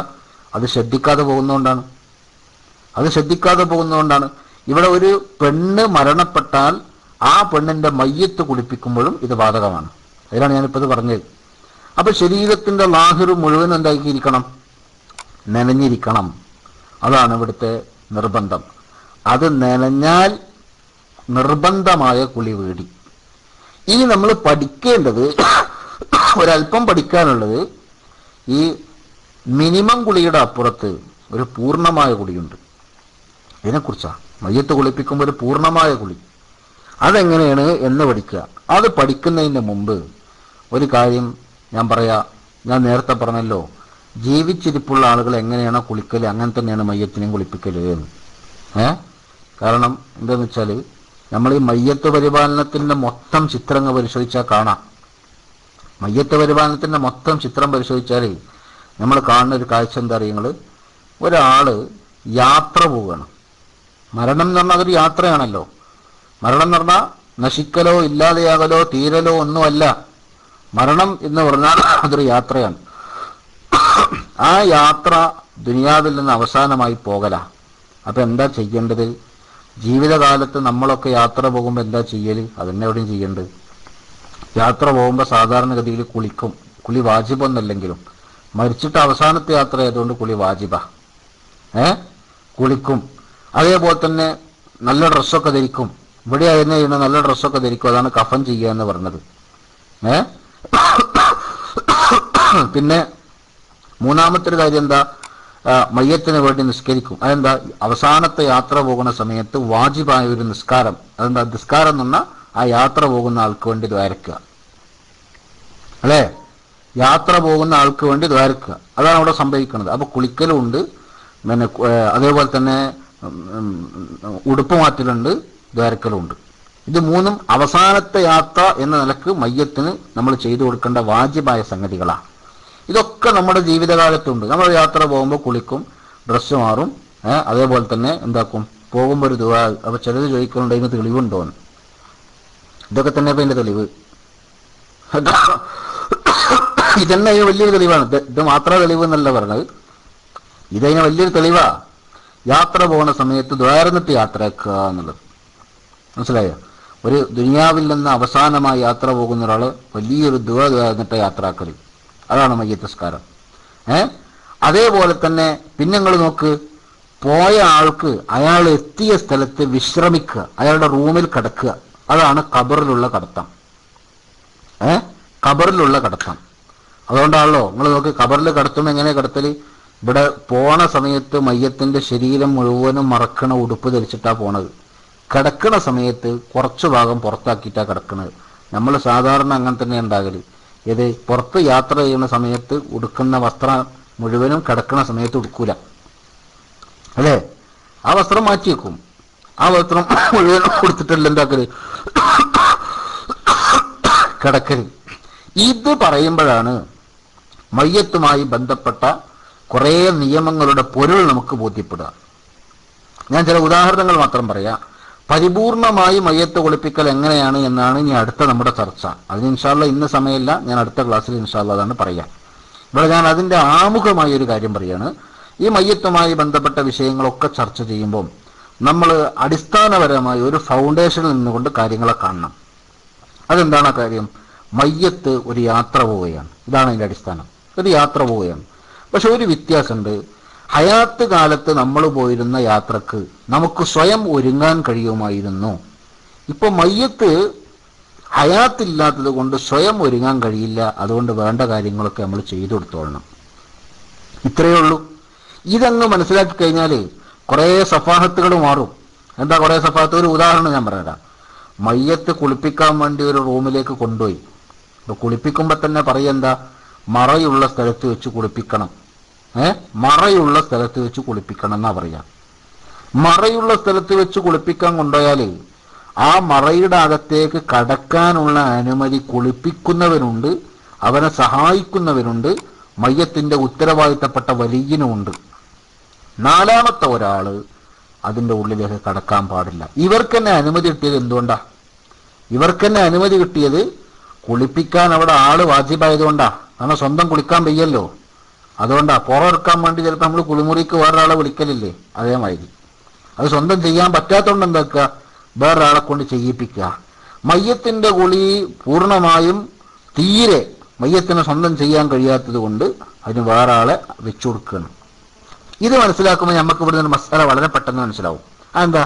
നമ്മുടെ നാട്ടിലൊക്കെ ഒരു പതിവുണ്ട്, മയ്യത്തിനെ കുളിപ്പിക്കാൻ എടുത്തു കഴിഞ്ഞാൽ ചില ആൾക്കാരുണ്ടാവും, നാട്ടിലെ കാരണവന്മാരോ അല്ലെങ്കിൽ അവിടെ ഇങ്ങനെ വന്നിക്കാണ്ട് എല്ലാ സംഗതികളിലും ഏർപ്പെടുന്ന ചില ആളുകളുണ്ടാവും. ഓരോരുത്തർ നല്ല എല്ലാ വിഷയങ്ങൾക്കും മുന്നിൽ നിൽക്കുന്ന വലിയ ഹാദിമ്യങ്ങളേക്കും. പക്ഷെ ഓരിങ്ങനെ വന്നിട്ട് ഇടക്കിടക്ക് ആ മയ്യത്തിനെ കുളിപ്പിക്കുന്ന റൂമിൽ ഇങ്ങനെ ഒന്ന് എത്തി നോക്കിയിട്ട് കഴിഞ്ഞില്ലേ എന്നൊക്കെ ചോദിക്കും. അല്ലേ? അത് നമ്മൾ നേരെ അതിന്റെ കേസറ്റ് മറച്ചിട്ട് നോക്കണം. എന്താ അറിയോ, ഹയാത്ത് കാലത്ത് നമ്മളൊരു യാത്ര പോകാൻ വേണ്ടി ഒരുങ്ങാണ്. അപ്പൊ നമ്മൾ കുളിക്കാൻ വേണ്ടിയിട്ട് കുളിമുറി കയറി. പുരയിൽ ഇങ്ങനെ കുറെ ആളൊക്കെ നമ്മൾ യാത്രയാക്കാൻ വന്നിക്കണം. ആ സമയത്ത് കുളിക്കാൻ വേണ്ടി നമ്മൾ കുളിമുറി കയറി. അപ്പൊ നമ്മളെ യാത്രയാക്കാൻ വന്ന ആളുകളുടെ കൂട്ടത്തിൽ ഒരാൾ ഇങ്ങനെ വന്നിട്ട് കുളിമുറിന്റെ വാതിൽ ഇങ്ങനെ തുറന്നിട്ട് അല്ല കഴിഞ്ഞില്ലേ എന്ന് ചോദിച്ചാൽ അങ്ങനെ ഉണ്ടാവും. ഇടക്കിടക്ക് വന്നിട്ടേ കഴിഞ്ഞില്ലേ എന്ന് ചോദിച്ചാല് ഈ ബാത്റൂമിന്റെ വാതിലൊക്കെ തുറന്നിട്ട് ഉള്ളിൽ കയറിയിട്ട് അല്ല കഴിഞ്ഞില്ലേ എന്ന് ചോദിച്ചാൽ അങ്ങനെ ഉണ്ടാവും. ഇവിടുന്നാണ് നമ്മൾ മനസ്സിലാക്കേണ്ടത്. ഇവിടെ നമ്മൾ മനസ്സിലാക്കുക, മയ്യത്തും അതുപോലെ പവിത്രതയുള്ള ഒരാളാ, ഹുർമത്തുള്ള ഒരാളാ. അയാൾക്ക് ജീവൻ നഷ്ടപ്പെട്ടു എന്നതാണ് ഇപ്പോഴത്തെ പ്രശ്നം. അതുകൊണ്ട് നമ്മുടെ ജീവിതകാലത്ത് നമ്മൾ എങ്ങനെ ശ്രദ്ധിച്ചുവോ അതിനേക്കാൾ ഗൗരവത്തോടെ ശ്രദ്ധിക്കണം മയ്യത്തിനെ. അതാണ് ആ വിഷയത്തിൽ നമ്മൾ മനസ്സിലാക്കേണ്ടത്. ഇനി ഇതേപോലെ നിങ്ങൾ വേറെ നോക്കിക്കോ, മയ്യത്തിനെ മറയുന്ന സമയം ഞാൻ നേരത്തെ പറഞ്ഞു എന്താണ് സംഭവിക്കുന്നത്? കൊണ്ടുപോയിട്ട് മയ്യത്തിന്റെ വിശ്രമ റൂമിൽ കിടത്തുകയാണ്. അതാണ് ഖബറ്. അത് മയ്യത്തിന്റെ വീടാണ്. ഖബറ് എന്ന് പറഞ്ഞാൽ മയ്യത്തിന്റെ വീടാ. ആ വീട്ടിൽ കൊണ്ടുപോയി കിടത്തുകയാണ്. ആ വീട്ടിൽ കൊണ്ടുപോയി കിടത്തുന്ന മയ്യത്തിനെ നമ്മുടെ കർമ്മശാസ്ത്ര കിതാബുകളിലൊക്കെ കാണാം. മയ്യത്തിനെ കൊണ്ടുപോയിട്ട് ഖബറിൽ കിടത്തുമ്പോൾ ഖബറിലേക്ക് ഇറങ്ങേണ്ടത് ആരാ? മയ്യത്തുമായി അടുത്ത ബന്ധമുള്ള ആരെയും ഖബറിലേക്ക് ഇറങ്ങണം. എന്നിട്ട് മയ്യത്തിനെ ഖബറിൽ കിടത്തണം. അപ്പൊ ഖബറിന്റെ ചുറ്റുഭാഗത്തും ആളുകൾ ഉണ്ടാവും. ആ ആളുകൾ കാണാതിരിക്കാൻ വേണ്ടി വല്ല മറയും മുകളിൽ പിടിക്കണം. അങ്ങനെയാണ്. അപ്പൊ നമ്മളെ നാട്ടിലൊക്കെ ഒരു പായ എന്തെങ്കിലുമൊക്കെ ഇങ്ങനെ പിടിക്കും മേലെ, അല്ലേ? മേലെ പായ പിടിക്കും. പായ പിടിച്ചിട്ട് എന്താക്കും? മയ്യത്തിനെ മറയും. അപ്പൊ പായ ഇങ്ങനെ പണ്ട് കാലത്തെ പലരും പിടിച്ചു വരുന്നത് കാണുന്നുണ്ട്. അവിടെ ഇപ്പൊ നമ്മളും പിടിക്കലുണ്ട്. ചില ആൾക്കാർ വന്നിട്ട് ആ പായന്റെ ഉള്ളിൽ കൂടി തലയിട്ടിട്ടാണ് എവിടേക്ക് നോക്കല്? കബറിന്റെ ഉള്ളിൽ ഇങ്ങനെ നോക്കല്. ഇവർക്ക് ഈ പായ പിടിച്ച് എന്തിനാന്ന് മനസ്സിലായിട്ടില്ല. ഈ പായ പിടിച്ച് എന്തിനാന്ന് മനസ്സിലായിട്ടില്ല. പായ പിടിച്ച് എന്തിനാ? പായ പിടിച്ചത് നോക്കാതെക്കാനാ, കാണാതെക്കാനാ. എന്താ കാണരുത് എന്ന് പറയുന്നത്? അത് ഞാൻ പറഞ്ഞത്. എന്താ കാണരുത് പറയുന്നത്? അല്ല, നമ്മളൊരു യാത്രയൊക്കെ കഴിഞ്ഞ് പുരയിലെത്തിയതാ. പുരയിലെത്തി അന്ന് ഡ്രസ്സൊക്കെ മാറി നമ്മളിങ്ങനെ കിടക്കാൻ വേണ്ടിയിട്ട് വന്ന് പിന്നെ ബെഡ്റൂമിൽ ഇങ്ങനെ കിടന്നപ്പണ്ട് ഒരുത്തം വന്നിക്കാണ്ട് റൂം തുറന്നിട്ട് ഇങ്ങനെ എത്തി വെക്കണ്. നമുക്ക് പറ്റുമോ? അപ്പം നോക്കുമ്പോൾ ഒരുത്തനല്ല, കുറേ ആൾക്കാരുണ്ട് ചുറ്റും വന്നിക്കാണ്ട് ഇങ്ങനെ എത്തി വെക്കണം കിടക്കണോടത്തെ. അത് പറ്റുമോ? അത് നമുക്ക് പറ്റാത്തതുപോലെ മയ്യത്തിന്റെ വീടാകുന്ന ഖബറിൽ മയ്യത്തിനെ കിടത്തിയാലും നോക്കാൻ പാടില്ല എന്നാണ് നിയമം. അതുകൊണ്ടാണ് അവിടെ മറക്കണം എന്ന് പറഞ്ഞത്. അപ്പൊ ഞാൻ ഈ 2 ഉദാഹരണങ്ങൾ പറഞ്ഞിട്ടുള്ളത് മയ്യത്തുമായി ബന്ധപ്പെട്ട ഇത്തരം വിഷയങ്ങളൊക്കെ നമ്മൾ മനസ്സിലാക്കുമ്പം ഒരു കാര്യം നമ്മൾ അടിവരയിട്ട് ഉറപ്പിക്കണം. എന്ത്? മയ്യത്ത് നമ്മളെപ്പോലെ ഒരു യാത്ര പോവുകയാണ്. നമ്മളെപ്പോലെ എന്ന് പറഞ്ഞാൽ പൂർണ്ണാർത്ഥത്തിലല്ല, നേരെ മറിച്ച് ഇത് അവസാനത്തെ യാത്രയാണ്. അതുകൊണ്ട് നമ്മൾ സാധാരണ ചെയ്യുന്ന യാത്രയേക്കാളും ഗൗരവമാണ് യാത്ര. നമ്മൾ സാധാരണ ചെയ്യുന്ന യാത്രയേക്കാളും ഗൗരവമുള്ള യാത്രയാണ് നമ്മുടെ മരണത്തോടെയുള്ള യാത്ര. അതുകൊണ്ട് നമ്മൾ മരിച്ചാൽ ഇതുവരെയുള്ള യാത്ര പോലെ അല്ല അത്, അതിനേക്കാളും ഗൗരവമുള്ള യാത്ര. അപ്പൊ ജീവിതകാലത്ത് നമ്മൾ പോയിരുന്ന യാത്രയിൽ നമ്മൾ എന്തൊക്കെ ചെയ്യുക അതൊക്കെ അവിടെ ഉണ്ടാവും. അവിടെ എന്തൊക്കെ ശ്രദ്ധിക്കേണ്ടത് അതൊക്കെ അവിടെയും ശ്രദ്ധിക്കണം. അവിടെ കുളിച്ചത് എങ്ങനെ അതുപോലെ ഇവിടെയും കുളിക്കണം. അവിടെ എങ്ങനെ കുളിക്കലായിരുന്നോ സുന്നത്ത് അതുപോലെ തന്നെയാണ് ഇവിടെ കുളിക്കേണ്ട സുന്നത്തും. ചെറിയൊരു വ്യത്യാസമേ ഉള്ളൂ. എന്താ വ്യത്യാസം? അവിടെ നമുക്കെല്ലാം സ്വന്തം ചെയ്യാൻ കഴിയുമായിരുന്നു, ഇവിടെ നമുക്കൊന്നും സ്വന്തം ചെയ്യാൻ വയ്യ. അതുകൊണ്ട് എല്ലാം ഒരാൾ ചെയ്തു തരണം. ഈ വ്യത്യാസം മാത്രമാണ് ആ വിഷയത്തിലുള്ളത്. അത് മനസ്സിലാക്കുമ്പോൾ അതാണ് ഞാൻ തുടക്കത്തിൽ പറഞ്ഞത്, സ്വന്തം കുളിക്കാൻ കഴിയോ എന്നാ മയ്യത്ത് കുളിപ്പിക്കാനും കഴിയുമെന്ന് പറഞ്ഞത്. സ്വന്തം കുളിക്കാൻ കഴിയോ എന്നാ എന്താക്കാം? മയ്യത്ത് കുളിപ്പിക്കാനും കഴിയും. മനസ്സിലായോ? അപ്പൊ അതേപോലെ തന്നെ എല്ലാ കാര്യങ്ങളും. അപ്പൊ ഇൻഷാ അല്ലാഹ് ഇനി ഒരു സുന്നത്തായ രീതിയിൽ, ഒരു പരിപൂർണമായ രീതിയിൽ ഒരു ജനാപത്തുകാരൻ എങ്ങനെ കുളിക്കണം, ഒരു വലിയ അശുദ്ധിയുള്ള ഒരാണാകട്ടെ പെണ്ണാകട്ടെ, വലിയ അശുദ്ധിയിൽ നിന്ന് ശുദ്ധിയായാൽ എങ്ങനെയാണ് കുളിക്കേണ്ടത് അത് ഞാൻ പറഞ്ഞു. ശരീരം മുഴുവൻ നനച്ചാൽ മതിയും. പക്ഷേ അതിനൊരു പരിപൂർണ ആദാബുകളും സുന്നത്തുകളൊക്കെ പാലിച്ചിട്ടുള്ള ഒരു കുളി ഉണ്ടല്ലോ. ആ കുളി ഹയാത്ത് കാലത്ത് നമ്മൾ പഠിച്ചാൽ അതേ കുളിയാണ് മയ്യത്തിനെയും കുളിപ്പിക്കേണ്ടത്. സ്വന്തം ചെയ്യാൻ പറ്റാത്ത കാര്യങ്ങളൊക്കെ വേറൊരാൾ ചെയ്തു കൊടുക്കേണ്ടി വരും എന്നൊരു വ്യത്യാസം മാത്രമാണ് ആ വിഷയത്തിലുള്ളത്. ഇൻഷാ അല്ലാഹ് അതിന്റെ വിശദാംശങ്ങൾ നമുക്ക് അടുത്ത ദിവസം കേൾക്കാം. അല്ലാഹു തആല തൗഫീഖ് ചെയ്യട്ടെ. അതുകൊണ്ട് ഇപ്പോ ഇനി അല്പസമയം ഈ വിഷയവുമായി ബന്ധപ്പെട്ട് വല്ലതും ചോദിക്കാനുണ്ടെങ്കിൽ ചോദിക്കാവുന്നതാണ്. ആദർശ ചർച്ച തുടങ്ങാനായില്ലേ എന്ന് ചോദിച്ച് ചിലർ തിരക്കൂട്ടുന്നുണ്ട്. അതുകൊണ്ട് ഇൻഷാ അല്ലാഹ് വളരെ പെട്ടെന്ന് നമുക്ക് ആദർശ ചർച്ചയിലേക്ക് പോകേണ്ടതുണ്ട്. ആദർശ ചർച്ചൻ്റെ വന്ന ആരെങ്കിലും ഉണ്ടെങ്കിൽ റൈസ് ഹാൻഡ് ചെയ്ത് വന്നോളൂ. അതിൻ്റെ മുമ്പ് ഞാനിപ്പോൾ പറഞ്ഞ വിഷയവുമായി ബന്ധപ്പെട്ട് കർമ്മശാസ്ത്ര വിഷയങ്ങളിൽ ആർക്കെങ്കിലും ചോദ്യം ചോദിക്കാനുണ്ടെങ്കിൽ അവർക്ക് മൈക്കിലേക്ക് വരാം. അർഹമുർ-റഹീമീനായ റബ്ബ് നമുക്കെല്ലാവർക്കും ആഖിബത്ത് നന്നായി മരിച്ച് സ്വാലിഹീങ്ങളോടൊപ്പം സ്വർഗത്ത് പോകാനുള്ള തൗഫീഖ് നൽകുമാറാകട്ടെ. ജീവിക്കുന്ന കാലം അത്രയും തഖ്വയോടെ, ഇസ്സത്തോടെ, ഹിമ്മത്തോടെ ജീവിച്ച് അവസാനം മരിക്കുന്ന സമയത്ത് കാമിലായ ഈമാനോടെ മരിച്ച് അള്ളാഹു നമ്മളെ സ്വാലിഹീങ്ങളോടൊപ്പം സ്വർഗത്തിലാക്കി തരുമാറാകട്ടെ. നമ്മുടെ മാതാപിതാക്കൾ, ഉസ്താദുമാർ, ഭാര്യമാർ, സന്താനങ്ങൾ, ഭർത്താക്കന്മാർ, കുടുംബങ്ങൾ, കൂട്ടുകാർ, അയൽക്കാർ, നമ്മുടെ പ്രസ്ഥാനത്തിൻ്റെ പ്രവർത്തകന്മാർ തുടങ്ങി എല്ലാവർക്കും അർഹമുർ-റഹീമീനായ റബ്ബ് ഈ സൗഭാഗ്യം നൽകി അനുഗ്രഹിക്കുമാറാകട്ടെ. വാഖിറു ദഅ്വാനാ അൽഹംദുലില്ലാഹി റബ്ബിൽ ആലമീൻ. ഇനി ചോദ്യം ചോദിക്കാനുള്ള ആളുകൾക്ക് മൈക്കിലേക്ക് വരാം.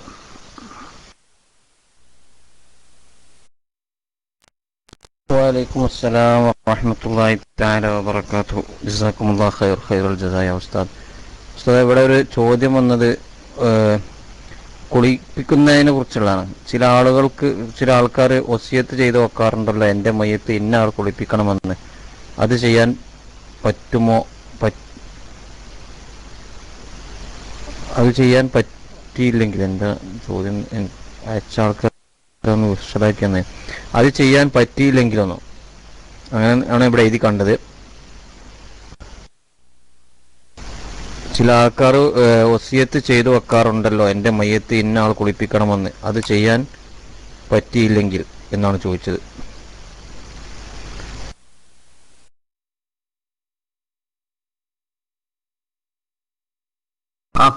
ചെയ്യാൻ പറ്റിയില്ലെങ്കിൽ പറ്റിയില്ല എന്ന് മനസ്സിലാക്കാം, എന്ന് വെച്ചിട്ട് കുളിപ്പിക്കാതെ വെക്കരുത്. അതാ ചെയ്യാൻ പറ്റിയിട്ടില്ലെങ്കിൽ എന്ത് മനസ്സിലാക്ക, ചെയ്യാൻ പറ്റിയിട്ടില്ല എന്ന് മനസ്സിലാക്ക. എന്ന് വെച്ചിട്ട് എന്താക്കരുത്, കുളിപ്പിക്കാതിരിക്കരുത്. വസിയ്യത്ത് ചെയ്യാൻ പറ്റുകയൊക്കെ ചെയ്യും, അതിന് വിരോധമൊന്നുമില്ല. അതേ സമയത്ത് അവിടെ ചില ഷർത്തുകളൊക്കെ വെക്കേണ്ടതുണ്ട്. അതായത് ആർക്കും ആരെയും കുളിപ്പിക്കാൻ പറ്റൂലല്ലോ.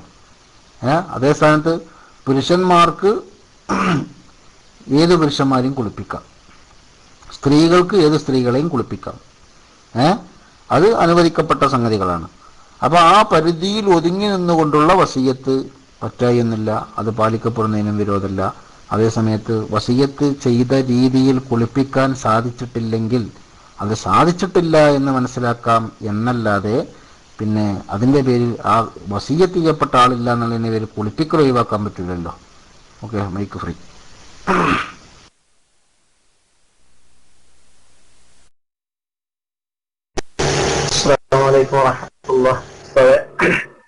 സംശയം, മരണപ്പെട്ട ആളിന്റെ വെപ്പ് കൊല്ലായിട്ടുള്ള പല്ല്, അതുപോലെ റൂട്ട് കനാൽ ചെയ്തിരുന്ന ക്യാപ്പ്, അതൊക്കെ മാറ്റേണ്ടതായിട്ടുണ്ടോ വെക്കുന്നതിന് മുമ്പ്? സംശയം. റൂട്ട് കനാൽ ചെയ്തിട്ടാണെങ്കിൽ ഒട്ടിച്ചാണ് വെക്കുന്നത്, വെപ്പ് കൊല്ലാണെങ്കിൽ എടുത്ത് മാറ്റാൻ പറ്റും, സെറ്റായിട്ടും സെപ്പറേറ്റ് ആയിട്ട് കൊള്ളത്. പക്ഷെ ഈ റൂട്ട് കനാൽ ചെയ്തിട്ടിടുന്ന ക്യാപ്പ് എടുത്ത് മാറ്റാൻ പറ്റത്തില്ല, അത് മാറ്റേണ്ടതുണ്ടോ എന്ന് സംശയം. അസ്സലാമു അലൈക്കും.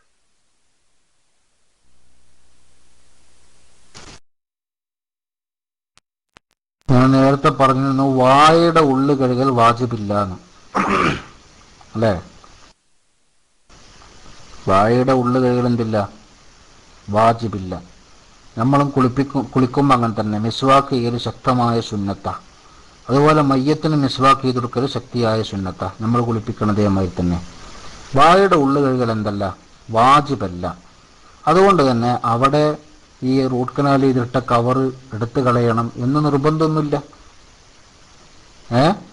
എടുത്തു കളഞ്ഞെങ്കിലേ കുളിപ്പിക്കൽ ശരിയാകൂ എന്നില്ലല്ലോ.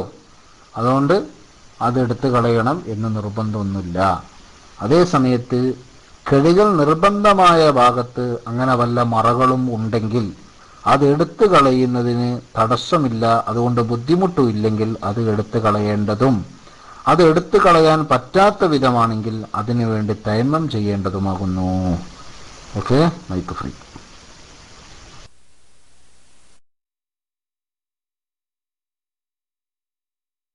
അസ്സലാമു അലൈക്കും. ഞാൻ ഫസ്റ്റ് കേട്ടിട്ടില്ല, അവിടെ സംശയം വന്നതാണ്.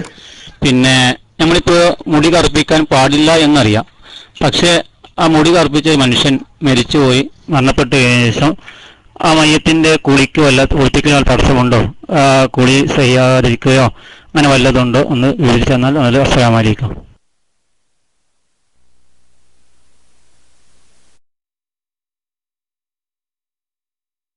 വലൈക്കും അസ്സലാം വറഹ്മത്തുള്ളാഹി.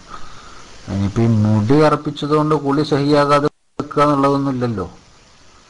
മുടി കറുപ്പിച്ചാൽ ചിലപ്പോൾ കുളി സഹിയാകൂല, അത് കറുപ്പിൻ്റെതല്ല പ്രശ്നം. കുളി സഹിയാതിരിക്കാതിരിക്കണമെങ്കിൽ എന്ത് വേണം, ശരീരത്തിലേക്ക് കഴുകൽ നിർബന്ധമായ ഭാഗത്തേക്ക്, അഥവാ ശരീരത്തിൻ്റെ പുറം ഭാഗം മുഴുവനും കഴുകൽ നിർബന്ധമാണ്. അതിൽ രോമവും തൊലിയും രണ്ടും തുല്യമാണ് എന്നൊക്കെ ഞാൻ നേരത്തെ പറഞ്ഞു.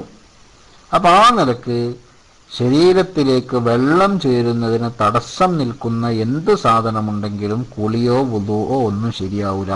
വുളുവിൻ്റെ അവയവങ്ങളുണ്ടെങ്കിൽ വുളു ശരിയാവില്ല, കുളിൻ്റെ ശരീരത്തിൽ എവിടെയാണെങ്കിലും കുളിയും ശരിയാവില്ല.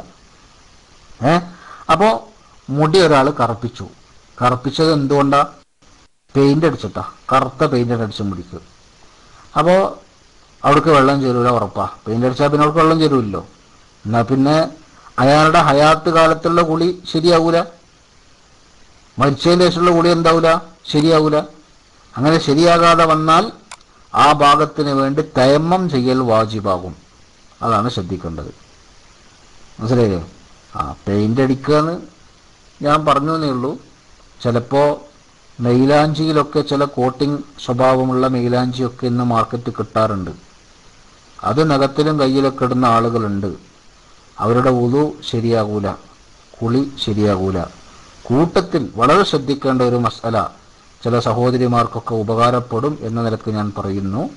നമ്മുടെ ഇന്നത്തെ കാലത്ത് വളരെ വ്യാപകമായ ഒരു പ്രശ്നമാണ് ചെറിയ കുട്ടികളുടെ, ചിലപ്പോൾ വലിയവരുടെയും ഡ്രസ്സിലുള്ള ഗിൽറ്റ്, അതുപോലെ തന്നെ ഫാൻസി ഐറ്റംസിലുള്ള ഗിൽറ്റ്. ഈ ഗിൽറ്റ് പാറി ശരീരത്തിൽ എവിടെയെങ്കിലുമൊക്കെ വന്നാൽ അതെന്താവില്ല? അതെന്താവില്ല? വെള്ളം ചേരുന്നതിന് തടസ്സം നിൽക്കും. വെള്ളം ചേരുന്നതിന് തടസ്സം നിന്നാൽ അവിടെ കഴുകിയിട്ട് കാര്യമില്ല, കുളിയും വുളുവൊന്നും ശരിയാവൂല. അതുകൊണ്ട് അതന്നെ ഒട്ടിപ്പിടിച്ച് നുള്ളിക്കളയണം. നുള്ളിക്കളഞ്ഞാലും ചിലപ്പോൾ തോലുണ്ട് പോന്നാൽ ഈ സാധനം പോരില്ല. അജ്ജാതി സ്നേഹിക്കും നമ്മളോട്, മനസ്സിലായില്ലേ? അളിയാക്ക വരുന്നെന്ന ഐഡിയ. എന്ത് കാട്ടിയാലും പോകില്ല, എന്താ ചെയ്യുക? അപ്പൊ അങ്ങനത്തെ ഒരു ഡ്രസ്സ്, അങ്ങനത്തെ ആഭരണങ്ങളൊക്കെ എടുക്കണ പരിപാടി എന്തുണ്ട്? പല ആളുകൾക്കും വ്യാപകമായി കാണുന്നുണ്ട്. അതുകൊണ്ട് അത് ശരീരത്തിൽ ഒട്ടിപ്പിടിക്കും. അതുകൊണ്ട് വലിയ ബുദ്ധിമുട്ടാ. അതുകൊണ്ട് കാശ് മുടക്കിയിട്ട് നിങ്ങൾ ജനാപത്ത് വാങ്ങരുത്. എന്ത്? കാശ് മുടക്കി ജനാപത്ത് വാങ്ങരുത് എന്നാണ് ഈ പറഞ്ഞത്. മനസ്സിലായില്ലേ? എല്ലാവരും അത് ശ്രദ്ധിച്ചോളൂ. നമ്മൾ കാശ് കൊടുക്കിയിട്ട് എന്ത് സാധനമാണ് വാങ്ങേണ്ടതെന്ന് നമ്മൾക്ക് തീരുമാനിക്കാവുന്നതേ ഉള്ളൂ. അതുകൊണ്ട് ഈ രീതിയിലുള്ള അപകടം ചെയ്യുന്ന ഉൽപ്പന്നങ്ങളൊന്നും വാങ്ങാതിരിക്കാൻ എല്ലാവരും ശ്രദ്ധിക്കേണ്ടതാണെന്ന് സാന്ദർഭികമായി ഓർമ്മപ്പെടുത്തുന്നു.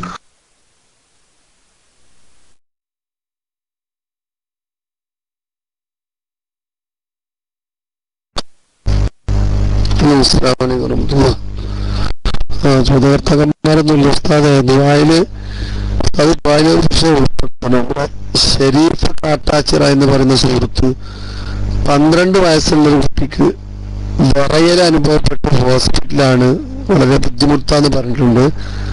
ബ്ലഡിൽ എന്തോ പ്രശ്നമാണെന്ന് പറയുന്നുണ്ട്. എന്താണെങ്കിലും അദ്ദേഹം വിദേശത്താണ്, എവിടെയെന്ന് അറിയില്ല.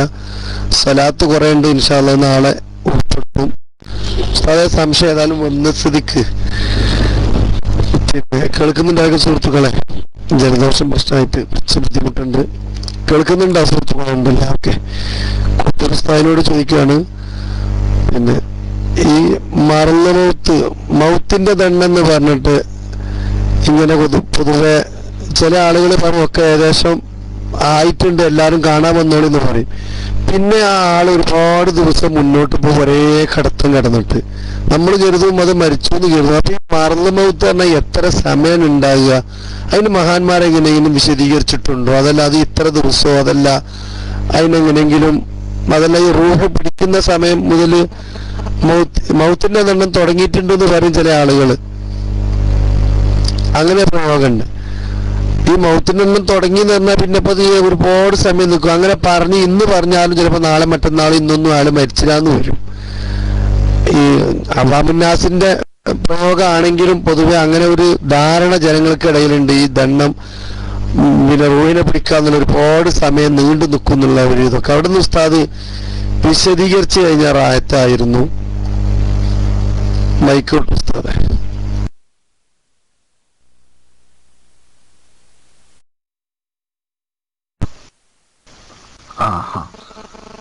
മറല് മൗത്ത് എന്ന് പറഞ്ഞാൽ എന്താണ്? വസിയ്യത്തിന്റെ ബാബിലാണ് കർമ്മശാസ്ത്ര പണ്ഡിതന്മാർ ഈ മറല് മൗത്തിനെ പറ്റി ചർച്ച ചെയ്യുക. കാരണം മരണാനന്തരം പിന്നെ ഒരാൾക്ക് തൻ്റെ മുതല്, എന്തെങ്കിലും ഒരു മുതല് മിൽക്കാക്കി കൊടുക്കുന്ന ഇടപാടിനാണ് വസിയ്യത്ത് എന്ന് പറയുക. അപ്പൊ ആ വസിയ്യത്ത് നടത്തുന്നത് ഈ മറല് മൗത്തിന്റെ മുമ്പാണോ അതോ മറല് മൗത്തിലാണോ? മറല് മൗത്തിലാണെങ്കിൽ അതിന് ചില നിയന്ത്രണങ്ങളുണ്ട്. അപ്പൊ ആ നിയന്ത്രണങ്ങൾ ചർച്ച ചെയ്യുന്ന സ്ഥലത്താണ് കർമ്മശാസ്ത്ര പണ്ഡിതന്മാർ ഈ മറല് മൗത്ത് എന്ന പ്രയോഗം കൂടുതലായി ഉപയോഗിച്ച് കാണാറുള്ളത്. അവിടെ ഇപ്പോൾ ഫതുഹുൽ മൊയ്ൻ പറയുന്ന ഒരു ഇബാറത്ത് ഇങ്ങനെ കാണാം: ലാ തസിഹുൽ വസിയ്യത്തു ഫി സായിദിൻ അലാ സുലുസിൻ ഫി മറലിൻ മഖൂഫിൻ. അവിടെ എങ്ങനെ പറഞ്ഞിരിക്കണത്? മറലിൻ മഖൂഫ് എന്ന് പറഞ്ഞാൽ ഭീതിതമായ രോഗം എന്നാ. എന്താണ് അങ്ങനെ പറയാൻ കാരണം? ലി തവല്ലുദിൽ മൗത്തി അൻ ജിൻസിഹി കസീറ. അങ്ങനെയുള്ള രോഗം ഉണ്ടായാൽ കൂടുതലും പതിവ് മരണമുണ്ടാകല. അങ്ങനത്തെ രോഗത്തെയാണ് മറലു മൗത്ത് എന്ന് പറയുന്നത്. കണ്ടോ? എന്നിട്ട് അതിന് ചില ഉദാഹരണങ്ങളൊക്കെ പറയുന്നുണ്ട്. ഏതാണ് ഉദാഹരണം പറയുന്നുണ്ടോ? പിന്നെ വൽ മഖൂഫു കൈസ് ഹാലിൻ മുതതാബിഇൻ, തുടർച്ചയായി ഉണ്ടാകുന്ന വയറിളക്കം. അതുപോലെ തന്നെ ഖുറൂജു തആമി ബിശിദ്ദത്തിൻ വവജഇൻ, വേദനയോടുകൂടിയോ അല്ലെങ്കിൽ വളരെ ഗൗരവത്തിൽ എന്ന് പറഞ്ഞാൽ പെടുന്ന വളരെ ശക്തമായ രീതിയിൽ എന്താക്കുക, ഭക്ഷണം പുറത്തേക്ക് പോരുക. അത് വേദന ഉണ്ടായാൽ മതി. ഔ മഅ ദമിൻ, അല്ലെങ്കിൽ രക്തം ഉണ്ടായാൽ മതി. മിൻ അളുവിൻ ഷരീഫിൻ, ഒരു പ്രധാന അവയവത്തിൽ നിന്ന് കൽ കബിദി, കരൾ പോലെയുള്ള ഇങ്ങനെയുള്ള അസുഖത്തിനൊക്കെയാണ് മറലുമൗത്ത് എന്ന് പറയാം. ദൂനൽ ബവാസീരി, ബാസൂറിന്റെ രോഗത്തിന്, അതിനൊന്നും അങ്ങനത്തെ രോഗത്തിനൊന്നും എന്ത് പറയില്ല, പിന്നെ മറലുമൗത്ത് എന്ന് പറയില്ല. അതേപോലെ ബാസൂറിന്റെ രക്തം വന്നാൽ അതിനൊന്നും എന്തെന്ന് പറയില്ല, മറലുമൗത്ത് എന്ന് പറയില്ല. പിന്നെ ബാസൂറിന് രക്തം വന്നതാണെങ്കിൽ. അതുപോലെ തന്നെ വേറൊന്ന്, പിന്നെ കഴിച്ച ഭക്ഷണം തീരെ ദഹിക്കാത്ത രീതിയിൽ എന്തൊക്കെ പുറത്തേക്ക് വരിക, അതൊക്കെ മറലുമൗത്തിന്റെ ഉദാഹരണങ്ങളായി പറഞ്ഞതാ. അതുപോലെ തന്നെ പനി, നീണ്ടു നിൽക്കുന്ന പനിയാണെങ്കിൽ അതും മറലുമൗത്തായിട്ട് ഗണിക്കപ്പെടും. ഗർഭിണിയുടെ പ്രസവ വേദന അതും മറലുമൗത്തായിട്ട് ഗണിക്കപ്പെടും. മനസ്സിലായില്ലേ? അങ്ങനെയുള്ള പല സംഗതികളും മറലുമൗത്തിന്റെ ഉദാഹരണങ്ങളായിട്ട് ആലിമീങ്ങൾ പറഞ്ഞിട്ടുണ്ട്. അപ്പൊ അങ്ങനത്തെ ഒരു സംഗതി ഉണ്ടായാൽ സാധാരണഗതിയിൽ മരിക്കലുണ്ടാകലുണ്ട്. ഇവിടെ സംഗതി പലവട്ടം പ്രസവിച്ച പെണ്ണാണെങ്കിലും ഗർഭിണിയുടെ പ്രസവവേദനയെ മറലുമൗത്തിന്റെ കൂട്ടത്തിലാണ് എണ്ണിയിട്ടുള്ളത്. സാധാരണ ഇന്ന് മരണം സംഭവിക്കുന്നതുകൊണ്ടല്ല. അവിടെ പ്രത്യേകം പറഞ്ഞിരിക്കുന്നത് ഇളമി ഖത്തരിഹി, ഇതിന്റെ അപകടം വളരെ ഗൗരവമുള്ളതാണ്. അതുകൊണ്ടാണ് ഒന്നിൻ സമ്മ കാന മൗത്തുഹാ മിൻഹു ഷഹാദ, അത്രയും ഗൗരവമുള്ളൊരു വിഷയമായതുകൊണ്ടാണല്ലോ ഈ പ്രസവവേദന ഉള്ള പെണ്ണ് ആ പ്രസവവേദനയെ തുടർന്ന് മരണപ്പെട്ടാൽ എന്താകുന്നത്, ഷഹീദാണ് എന്ന് പറയാൻ കാരണം അതാണല്ലോ എന്നാ. അപ്പൊ അങ്ങനെ എന്താണെന്ന് വെച്ചാൽ ഈ മറലുമൗത്ത് എന്നുള്ള പ്രയോഗം സാധാരണ ഫിഖ്ഹിൽ കാണാൻ ഈ വിഷയം ചർച്ച ചെയ്യുന്നിടത്താ. അപ്പൊ അതാണ് ഈ മറലുമൗത്ത്. സാധാരണ അങ്ങനത്തെ രോഗം വന്നാൽ മരിക്കലാണ് പതിവ്. അങ്ങനത്തെ ഉള്ള രോഗത്തിനാണ് മറലുമൗത്ത് എന്ന് പറയാറുള്ളത്. Okay, mic free.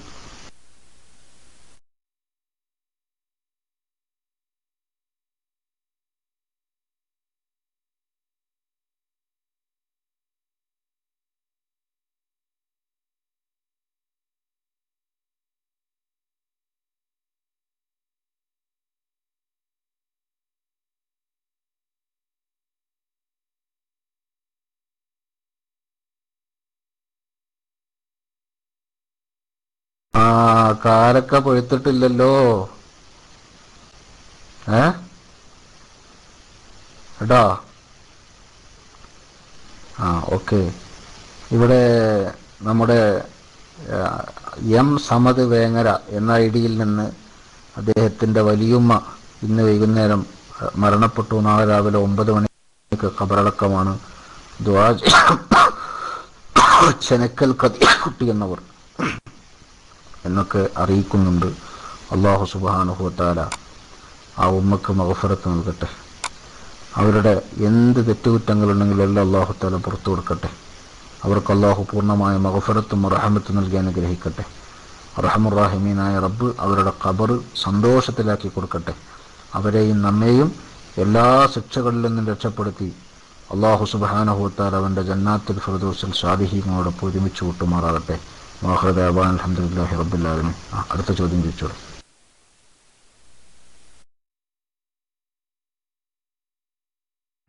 ഹലോ, അസ്സലാമു അലൈക്കും വറഹ്മത്തുള്ളാഹി വബറകാതുഹു. കേൾക്കുന്നുണ്ടോ ഉസ്താദേ? കേൾക്കുന്നു. ഹലോ, ഇൻഷാ അല്ലാഹ്. ഉസ്താദേ, ഞാൻ ഒരാൾ മരണപ്പെട്ടാലേ അപ്പൊ അവര് വിദേശത്തുള്ള മക്കളോ മറ്റുള്ള കുടുംബക്കാരൊക്കെ വരാൻ വേണ്ടിയിട്ട് ചിലപ്പോ കുറെ ടൈം എടുക്കുന്നത് കൊണ്ട് ഈ ഫ്രീസറിൽ വെക്കുന്ന ഒരു ഇത് കാണാറുണ്ട് ചില സ്ഥലത്തൊക്കെ. അപ്പൊ അതിന്റെ ഒരു വിധി ഒന്ന് അറിയാൻ വേണ്ടിയിട്ടാണ് ഇസ്ലാമികമായിട്ട്. പിന്നെ ഉസ്താദെ, എൻ്റെ ഉമ്മയുടെ അനിയത്തിയുടെ അമ്മായിമ്മ ഇന്ന് മരണപ്പെട്ടിട്ടുണ്ട്. ഇൻഷാ അല്ലാഹ് പ്രത്യേകം ദുആ ചെയ്യണം, മറ്റുള്ളവരെ ഉൾപ്പെടുത്തണം. ഇൻഷാ അല്ലാഹ് അതും കൂടി പറയുന്നു. ഇൻഷാ അല്ലാഹ്. അസ്സലാമു അലൈക്കും വറഹ്മത്തുള്ളാഹി വബറകാതുഹു. ദുആ ചെയ്യണം.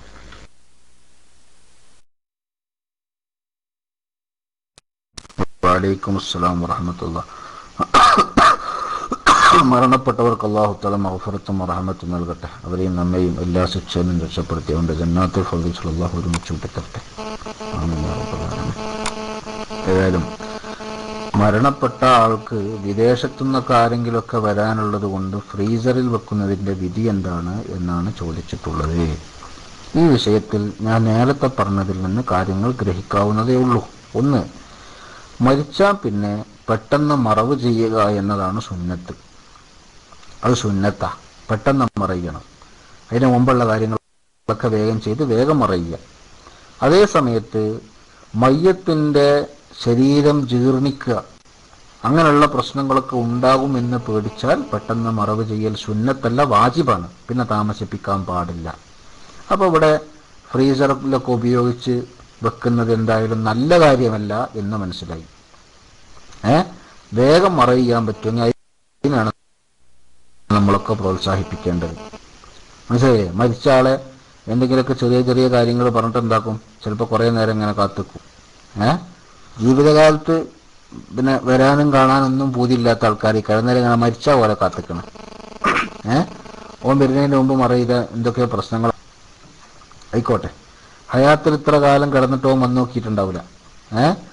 അങ്ങനെയൊക്കെ ചിലപ്പോൾ നിസ്സാര കാര്യങ്ങളും പറഞ്ഞ് ഇങ്ങനെ കാത്തിക്കുന്നുണ്ട്. ഏതായാലും ശരി, ഇവിടെ ശറഈന്റെ നിയമം അനുസരിച്ച് നോക്കുകയാണെങ്കിൽ കാത്തിക്കലൊന്നും വലിയ ഉചിതമുള്ള സംഗതികളല്ല. മയ്യത്തിന് വേണ്ടി നിസ്കരിക്കാനുള്ള ആള് കൂടാനൊക്കെ ആണെങ്കിൽ അല്പസമയമൊക്കെ കാത്തിക്കുക എന്നല്ലാതെ കൂടുതൽ അങ്ങനെ വെക്കുന്നത് നല്ലതല്ല. പെട്ടെന്ന് മറവ് ചെയ്യലാണ് നല്ലത്. ശരീരം ജീർണിക്കുമെന്ന രീതിയിലാണെങ്കിൽ അങ്ങനെ കാത്തിക്കൽ ഹറാമുമാണ്. ഇവിടെ ഫ്രീസറിൽ വെക്കുന്നത് കൊണ്ട് ജീർണിക്കുന്നതിൽ നിന്ന് ഒഴിവാകുന്നുണ്ടല്ലോ, അതുകൊണ്ട് ഹറാമ് വരൂല എന്ന് പറയാം. എന്നാലും മറവ് ചെയ്യൽ തന്നെയാണ് നല്ലത്. Okay, mic free. ഉസ്താദ്, ഇവിടെ ഇപ്പൊ വന്നൊരു സഹോദരിയുടെ ചോദ്യമാണ്. പിന്നെ ഈ കാതില് അലിക്കത്ത് ഇട്ട ഓട്ട അടഞ്ഞു പോയതാണെങ്കിൽ കുളിപ്പിക്കുന്ന ആളിന് അതിനെക്കുറിച്ച് അറിയില്ല. ബന്ധുക്കളാണെങ്കിലാണ് ഏകദേശമൊക്കെ അറിയും. ഇതിപ്പം ബന്ധമില്ലാത്ത ആൾക്കാരാരെയും കുളിപ്പിക്കാൻ അവർക്കിപ്പോൾ കാതിലിട്ട അലിക്കത്തിട്ട ഓട്ട അറിഞ്ഞു പോയതെങ്കിൽ കുളിപ്പിക്കുന്ന ആളിന് അത് അറിയാൻ കഴിഞ്ഞിട്ടും ഇല്ലെങ്കിൽ ആ കുളിപ്പിക്കൽ ശരിയാകുമോ എന്നാ ചോദിച്ചത്. ഞാൻ മൈക്ക് വിട്ടു.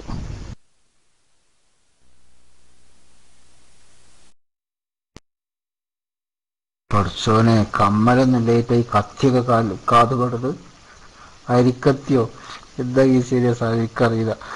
ഏതാവട്ടെ, ഒരു കാതും മടണ ആഭരണത്തെ കുറിച്ചാണ് പറഞ്ഞതെന്ന് ഇപ്പൊ നമുക്ക് മനസ്സിലായി. അലിക്കത്ത്, അതെന്താന്ന് ഇപ്പൊ എനിക്കിരുന്നില്ല. ഏതാവട്ടെ, അവിടെ കാതിന് തുളച്ച ഓട്ട അടഞ്ഞുപോയി, അതാണ് ഇപ്പൊ നമ്മളെ വിഷയം അല്ലേ? ഓട്ട അടഞ്ഞുപോയി, എന്താ ചെയ്യാനാ? ഈ ഓട്ട അടയുക എന്ന് പറഞ്ഞാൽ എങ്ങനെ ഇപ്പൊ ഇത് അടയല്? ഓട്ട അടയുക എന്ന് പറഞ്ഞാൽ എങ്ങനെ ഇത് അടയല്? അത് അടയല് അവിടെ ഇറച്ചി കൂടിയിട്ടുണ്ടാവും. ഇറച്ചി കൂടിയ സാധനം പിന്നെ രണ്ടാമത് കുത്തി തുറക്കാൻ പാടില്ല. മനസ്സിലായില്ലേ? ഇറച്ചി കൂടിയ സാധനം എന്താക്കാൻ പാടില്ല, പിന്നെ രണ്ടാമത് കുത്തി തുറക്കാൻ പാടില്ല. അഥവാ അവിടെ ദ്വാരമുണ്ടെങ്കിൽ ആ ദ്വാരത്തിലാണ് എന്താക്കേണ്ടത്, വെള്ളം എത്തിക്കേണ്ടത്. ദ്വാരം കൂടിപ്പോയിക്കണെന്ന് നിൽക്കട്ടെ, ഇറച്ചി കൂടിയല്ലോ, ഇറച്ചി കൂടിയിട്ട് ദ്വാരം അടഞ്ഞിട്ടുണ്ടെങ്കിൽ അതെന്താക്കാൻ പാടില്ല എന്നാ, രണ്ടാമത് കുത്തി തുറക്കാൻ പാടില്ല എന്നാണ് നിയമം. അതുകൊണ്ട് അവിടെ അങ്ങനെ തന്നെയാണ് കുളിപ്പിക്കേണ്ടത്, വേറെ ശ്രദ്ധിക്കേണ്ടതൊന്നുമില്ല. അങ്ങനെ അടഞ്ഞുപോയ ഓട്ടയെ കുറിച്ചാണെങ്കിൽ. ഓക്കെ, ആയിക്കോട്ടെ.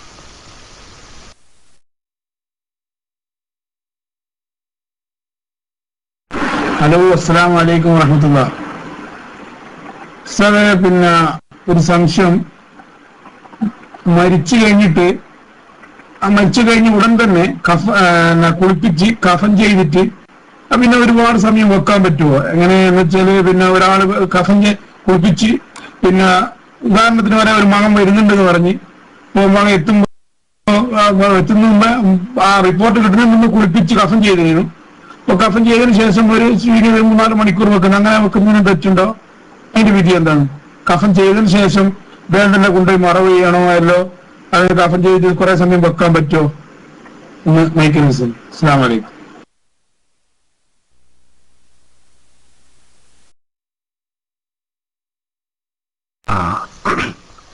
ഈ വെക്കണ വിഷയത്തില് കഫൻ ചെയ്യണതിൻ്റെ മുമ്പും ശേഷവും അങ്ങനെ വ്യത്യാസമൊന്നുമില്ല.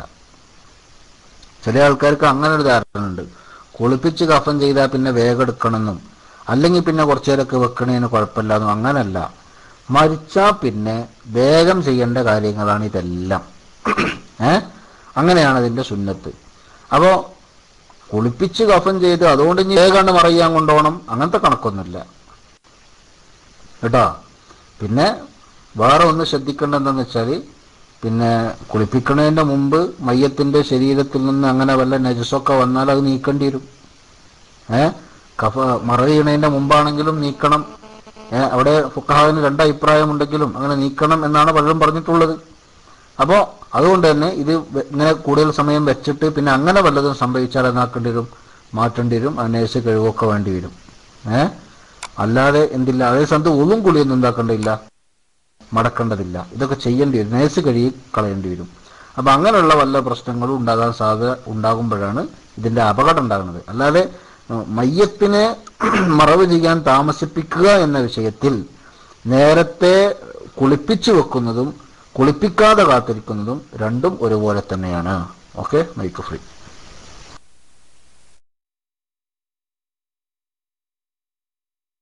അസ്സലാമു അലൈക്കും. ഉസ്താദ് നിങ്ങൾ വിചാരിച്ച ആളല്ല. പിന്നെ എനിക്ക് സംശയം, മറിഞ്ഞ മയ്യത്ത് നിസ്കരിക്കുമ്പോൾ അത് എത്ര ദിവസം വരെ നിസ്കരിക്കാൻ പറ്റും? അതോ ഒരുപാട് കാലങ്ങളോളം ഓർമ്മയാകുന്ന ആളുകൾക്കൊക്കെ നിസ്കരിക്കാൻ പറ്റില്ലേ എന്നുള്ളതാണ്.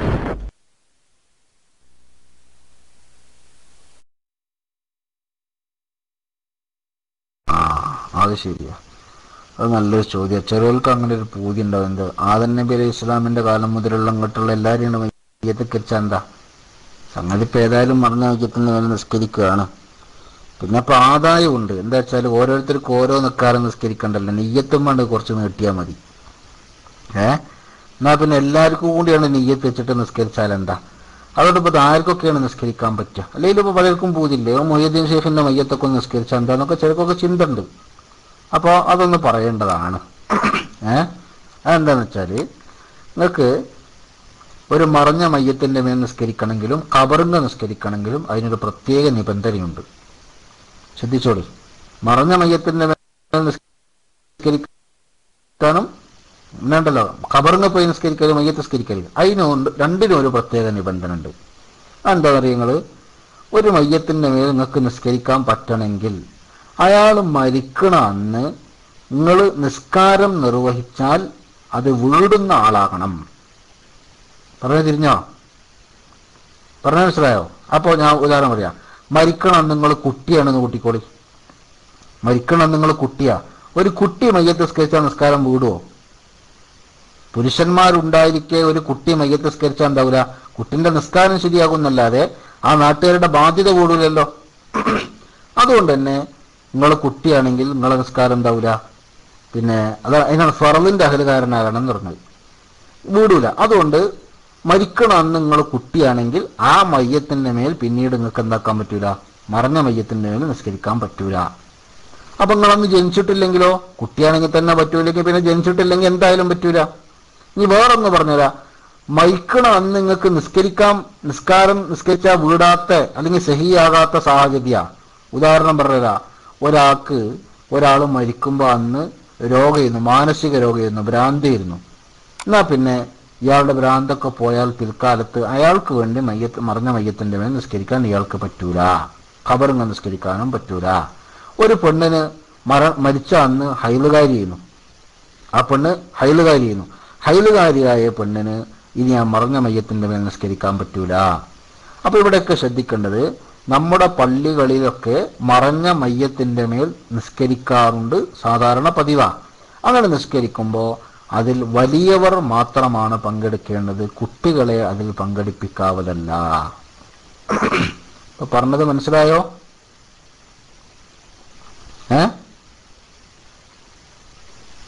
മനസ്സിലായില്ലേ? മറഞ്ഞ മയ്യത്തിന്റെ മേൽ നിസ്കരിക്കുമ്പോൾ ആരെ കൂട്ടരുത്? കുട്ടികളെ കൂട്ടരുത് എന്നാണ് ഈ പറഞ്ഞത്. ഇപ്പൊ പിന്നെ മറ്റേ സംശയം, എല്ലാവർക്കും ഇപ്പൊ നിസ്കരിക്കാൻ പറ്റുമോ? പറ്റൂല, എല്ലാവർക്കും നിസ്കരിക്കാൻ പറ്റൂല കേട്ടോ. അങ്ങനെ വേറും ചില സംഗതികളുണ്ട്. പള്ളിക്കെന്ന് കാണാം ഉസ്താദുമാരിതാ മയ്യത്ത് ഇന്ന ആൾക്കാർക്കൊക്കെ നിസ്കരിക്കാണ്ട്, ഇത്ര മയ്യത്തിന്റെ മേൽ നിസ്കരിക്കാണ്ട് എന്ന് പറയുമ്പോഴേക്കിന് കാണാം ഇങ്ങോട്ട് അടിഞ്ഞു കൂടണ്, പൊളച്ചാണ്ട് അടിഞ്ഞു കൂടണ, അതിനോട് കൂടണാണ്. എന്തിന്? മയ്യത്ത് കിരിച്ചാണ്. എങ്ങോട്ടാ കൂടല്? സഫായി നിൽക്കണതിന് പകരം കാണാം ഇവിടെ അടുത്താണ് നിൽക്കണം. അപ്പൊ ചില ആൾക്കാർക്കൊരു ധാരണ മയ്യത്തസ്കാരം ശരിയാകണമെങ്കിൽ അടുത്തടുത്ത് നിൽക്കണം എന്നാ, അല്ലേ? അങ്ങനെ കണ്ടില്ല നിങ്ങള്? മയ്യത്തസ്കാരം ഉണ്ട് എന്ന് പറഞ്ഞാൽ ചിലയിടത്തൊക്കെ അങ്ങനെ എപ്പോഴും നിസ്കരിക്കണമെന്ന് എനിക്ക് തോന്നുന്നത്. മയ്യത്തസ്കാരം ഉണ്ട് എന്ന് പറഞ്ഞാൽ എന്താകും? അടുത്തേക്കാണ് നിൽക്കും. ആകെ 3 സഫ ഉണ്ടാവുള്ളൂ, എന്നാലും അങ്ങനെ അടുത്തേക്ക് നിൽക്കണം. എന്തിനാണ് അതിന്റെ ആവശ്യം? മയ്യത്തസ്കാരത്തിലും സാധാരണ നിസ്കാരങ്ങളെ പോലെ സുജൂദിന്റെ സ്ഥലത്തേക്കാണ് നോക്കേണ്ടത്, മറ്റൊന്റെ നടുപ്പുറത്തേക്കല്ല. ബിസ്മില്ലാ. മയ്യത്തസ്കാരത്തിൽ നോക്കണ്ടേ കൊടുക്കാം, പിന്നെ സുജൂദിന്റെ സ്ഥലത്തേക്കാ. അതാ പഠിച്ചോനെ പിന്നീട് ചോദിക്കണം, ആദം നബി മുതലുള്ള എല്ലാവർക്കും നിസ്കരിക്കാവൂ? ഞാൻ പറഞ്ഞത് അദ്ദേഹം കേട്ടില്ല എന്നാണ്. ആദം നബി വഫാത്താകുന്ന സമയത്ത് നിങ്ങൾക്ക് പ്രായപൂർത്തിയായിട്ടുണ്ടെങ്കിൽ നിങ്ങൾ നിസ്കരിച്ചോളി, വിരോധമൊന്നുമില്ല കേട്ടാ. കേട്ടാ എന്നായിക്കോട്ടെ. ആദം നബി വഫാത്താകണ അന്ന് പ്രായപൂർത്തിയായി, അന്ന് നിസ്കരിച്ചാൽ ശരിയാകണ വിധത്തിൽ ഒരാളുണ്ടെങ്കിൽ അയാൾക്ക് നിസ്കരിക്കാം. അന്ന് നിസ്കരിച്ചാൽ ശരിയാകാത്തവന്റെ നിസ്കാരം ഒന്നും ഉണ്ടാവില്ല, പിന്നെ പറ്റൂല. പിന്നെയും ചോദിച്ച ഒരാള് എത്ര കാലം വരെ നിസ്കരിക്കുന്നത്, അതിന് കണക്കൊന്നുമില്ല കേട്ടോ. എത്ര കാലം വരെ നിസ്കരിക്കാന്നുള്ളത് എന്തില്ല, കണക്കില്ല. എത്ര കാലം വരെയും നിസ്കരിക്കാം, ഇത്ര കാലം വരെ നിസ്കരിക്കാൻ പാടുള്ളൂ എന്ന് കണക്കില്ല. ഈ പറഞ്ഞ നിബന്ധന മാത്രമേ ഉള്ളൂ. അപ്പോ ഒരാൾ മരിച്ച അന്ന് നിങ്ങൾക്ക് പ്രായപൂർത്തി കഴിക്കണം, 20 വയസ്സയക്കണം, പിന്നെ 20 കൊല്ലം കഴിഞ്ഞിട്ടാണ് അയാൾക്ക് മയ്യത്ത് നിസ്കരിക്കണം നിങ്ങൾക്ക് തോന്നുന്നത്, നിസ്കരിക്കാൻ കുഴപ്പമൊന്നുമില്ല ആണ്. ഓക്കെ. ചില ആൾക്കാർക്കുണ്ട് എന്ത്, മയ്യത്ത് നിസ്കാരത്തിന് കത്തിട്ട് ഈ ആഴ്ച തന്നെ നിസ്കരിച്ചോളണം നിർബന്ധം അല്ല, പരമാവധി അത് തന്നെയാണ് നല്ലത്. ചില സാഹചര്യങ്ങളെ കൊണ്ട് ആഴ്ച നിസ്കരിക്കാൻ പറ്റില്ല, അടുത്ത ആഴ്ചക്ക് മാറ്റി വെച്ചാൽ അപ്പൊ തോന്നുന്നത് ഇത് സംഗതി പറ്റുമെന്ന്. ഞാൻ കുഴപ്പമൊന്നുമില്ല, ഞാൻ മൈക്കൂട്ടു.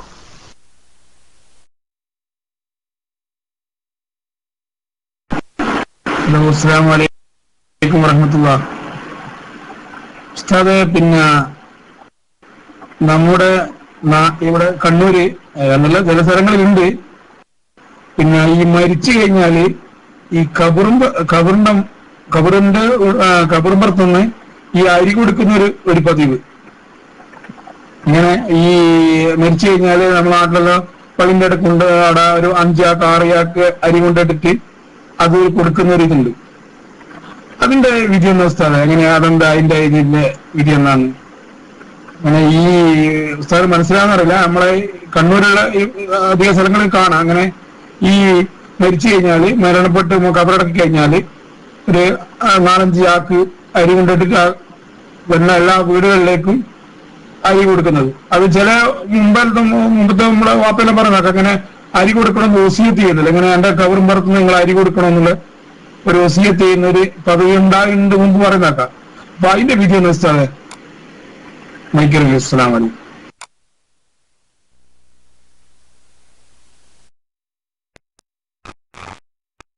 വലൈക്കും അസ്സലാം വറഹ്മത്തുള്ളാഹി. ഏതായാലും കബറിന്റെ പുറത്തുനിന്ന് കൊടുത്താലും അരി കിട്ടണോൾക്ക് കാര്യ, കിട്ടണോൾക്ക് എന്താക്കാം, അതുകൊണ്ട് കഞ്ഞിയും ചോറൊക്കെ ഉണ്ടാക്കാം. അതേ സ്ഥാനത്ത് കൊടുക്കണോരെ സംബന്ധിച്ചിടത്തോളം എവിടുന്ന് കൊടുത്താലും അതൊരു ദാനമാണ്. ദാനം ചെയ്യുന്നതിൻ്റെ കൂട്ടത്തിൽ ഏറ്റവും പ്രധാനപ്പെട്ട ദാനം വെള്ളവും, 2ാം സ്ഥാനം ഭക്ഷണവും ദാനം ചെയ്യുന്നതിനാണ്. അത് ആവശ്യം ഉണ്ടാവും പെട്ടാ. അപ്പൊ ഭക്ഷ്യധാന്യത്തിൽ വളരെ പ്രധാനപ്പെട്ട അരി അത് ആവശ്യമുള്ള ആളുകൾക്ക് ദാനം ചെയ്യുക എന്നത് മയ്യത്തിന് അതിൻ്റെ പ്രതിഫലം കിട്ടണം എന്ന രീതിയിൽ എന്ന ഉദ്ദേശത്തോടെ ദാനം ചെയ്യുകയാണെങ്കിൽ ആ മയ്യത്ത് നേരിട്ട് ദാനം ചെയ്തതുപോലെയുള്ള ഫലം ആ മയ്യത്തിന് കിട്ടും. അത് ഉദ്ദേശിച്ചുകൊണ്ടാണ് ഈ അരി വിതരണം നടത്തുന്നതെങ്കിൽ അത് നല്ല കാര്യം തന്നെയാണ്. മനസ്സിലായോ? അപ്പൊ മരിച്ച അന്ന് തന്നെ ദാനം ചെയ്യുക. അപ്പൊ എന്താ ഉണ്ടാകുക? അരി ദാനം ചെയ്യുമ്പോൾ മയ്യത്തിന് അതിന്റെ കൂലി കിട്ടും. മയ്യത്ത് ഈ അരി ദാനം ചെയ്തതുപോലുള്ള കൂലി കിട്ടും. മാത്രല്ല ഇമാം ഷാഫി റളിയല്ലാഹു അൻഹു പറഞ്ഞിട്ടുള്ളത് ദാനം ചെയ്തവനും കൂലി കിട്ടുന്നതാണ്. മനസ്സിലായില്ലേ? അതായത് മക്കള് മരിച്ച ഉമ്മാക്കോ വാപ്പാക്കോ വേണ്ടിയിട്ട് അരി വാങ്ങിയിട്ട് ദാനം ചെയ്യുക. എന്നാൽ ഇത് വാപ്പാക്ക് വേണ്ടിയാണ് എന്ന് നിയ്യത്ത് വെച്ച് കൊടുത്താൽ ബാപ്പാക്ക് അതിന്റെ കൂലി കിട്ടും. ആ അരി ദാനം ചെയ്തതിന്റെ കൂലി കിട്ടും. കൊടുത്ത മക്കൾക്കോ ഓർക്കും കിട്ടും എന്നാണ് ഷാഫി ഇമാമൊക്കെ പറയുന്നത്. മനസ്സിലായോ? അപ്പോ അത് ഖബറിന്ന് കൊടുത്താലും കിട്ടും, എവിടുന്ന് കൊടുത്താലും കിട്ടും. ഈ നിയ്യത്തുണ്ടാകണം. ഞാൻ അങ്ങനെ തന്നെ പറയാൻ കാരണം എന്താ അറിയോ? കണ്ണൂർ ജില്ലയുടെ പല ഭാഗത്തുള്ള ഒരു സാധാരണ ഒരു പരിപാടിയാണത് എന്നാണ് നിങ്ങൾ ചോദിക്കുന്നത് മനസ്സിലായത്. ഈ സാധാരണ നാട്ടിൽ നടന്നു വരുന്ന പല ആചാരങ്ങളും നടത്തുമ്പോൾ ഇവിടെ മയ്യത്തിന് കൂലിയിട്ടാളുടെ നിയ്യത്തൊന്നും ഉണ്ടാവില്ല. പിന്നെന്താ, എല്ലാവരും ചെയ്യണം, നമ്മളും ചെയ്യണം, ഇത്രേ ഉണ്ടാവുള്ളൂ. ഇത് എല്ലാവരും ഇങ്ങനെ ചെയ്യുക, അതും കണ്ട് നമ്മളും ചെയ്യുക. അങ്ങനെ ആകുമ്പോൾ പിന്നെന്താവും, ഈ വാങ്ങുന്നവർക്ക് ഗുണം കിട്ടും. കാരണം എന്താ, ഓർക്ക് ചോറോ കഞ്ഞിയൊക്കെ വെച്ചാലും അതുകൊണ്ട് നല്ലോണം കുടിക്കാം, നല്ലോണം തിന്നാം. അതേ സമയത്ത് കൊടുക്കണമെന്ന് കിട്ടണമെങ്കിലേ എല്ലാവരും കൊടുക്കുമ്പോൾ ഞാനും കൊടുക്കണം എന്നുള്ള രീതിയിലായാൽ പോരാ. പിന്നെ എന്ത് വേണം, ഇതാ മയ്യത്തിന് ഉപകരിക്കണം, ആ മയ്യത്തിന് വേണ്ടിയാണ് സദക്ക ചെയ്യുന്നത് എന്ന നിയ്യത്തിൽ ചെയ്താൽ ആ മയ്യത്തിനും കിട്ടും, കൊടുക്കണവനും കിട്ടും. ഇരട്ടി പ്രതിഫല രണ്ടാക്കും ഉണ്ടാവും കേട്ടോ. പിന്നെ അങ്ങനെ വേറുള്ളവരൊക്കെ എന്തെങ്കിലും പറയും, വേറുള്ളവരൊക്കെ എന്തെങ്കിലും ചെയ്യും, അത് ചെയ്തിക്കാണ്ട് നമ്മളും അതിൻ്റെ പിന്നാലെ ഇങ്ങനെ നടന്നിട്ടൊരു കാര്യം ഉണ്ടാവില്ല. അപ്പോ പിന്നെ ചില ആൾക്കാരുണ്ട് എന്ത് വേറെ ഇത് വസീയത്ത് ചെയ്യും, അത് കൊടുക്കണം എന്നൊക്കെ. വസീയത്ത് നടപ്പിലാക്കേണ്ടതാണ് കേട്ടോ. മയ്യത്തിന് അങ്ങനെ വസീയത്തുണ്ടെങ്കിൽ വസീയത്ത് ഉടനെ നടപ്പിലാക്കണം എന്നാണ്. മയ്യത്തിന്റെ കടം വീട്ടുക, വസീയത്തുകൾ നടപ്പിലാക്കുക, അത്തരം കാര്യങ്ങളൊക്കെ വളരെ വേഗത്തിൽ ചെയ്തു തീർക്കേണ്ട സംഗതികളാണ്. അപ്പോൾ മയ്യത്തിന് അങ്ങനെ വസീയത്തുണ്ടെങ്കിൽ അതൊക്കെ എന്താക്കണം, പെട്ടെന്ന് ചെയ്യേണ്ടതാണ്. അതിൻ്റെയൊക്കെ പൊരുള് ഈ മയ്യത്തിന് പ്രതിഫലം കിട്ടുക എന്നതാണ്. അത് ഉദ്ദേശിച്ചുകൊണ്ട് ചെയ്താൽ നമുക്ക് അതിൻ്റെ വലിയ പ്രതിഫലം കിട്ടും. ഇല്ലെങ്കിലോ അരി കണ്ട് പോയി കിട്ടും ചെയ്യും. Okay, mic free.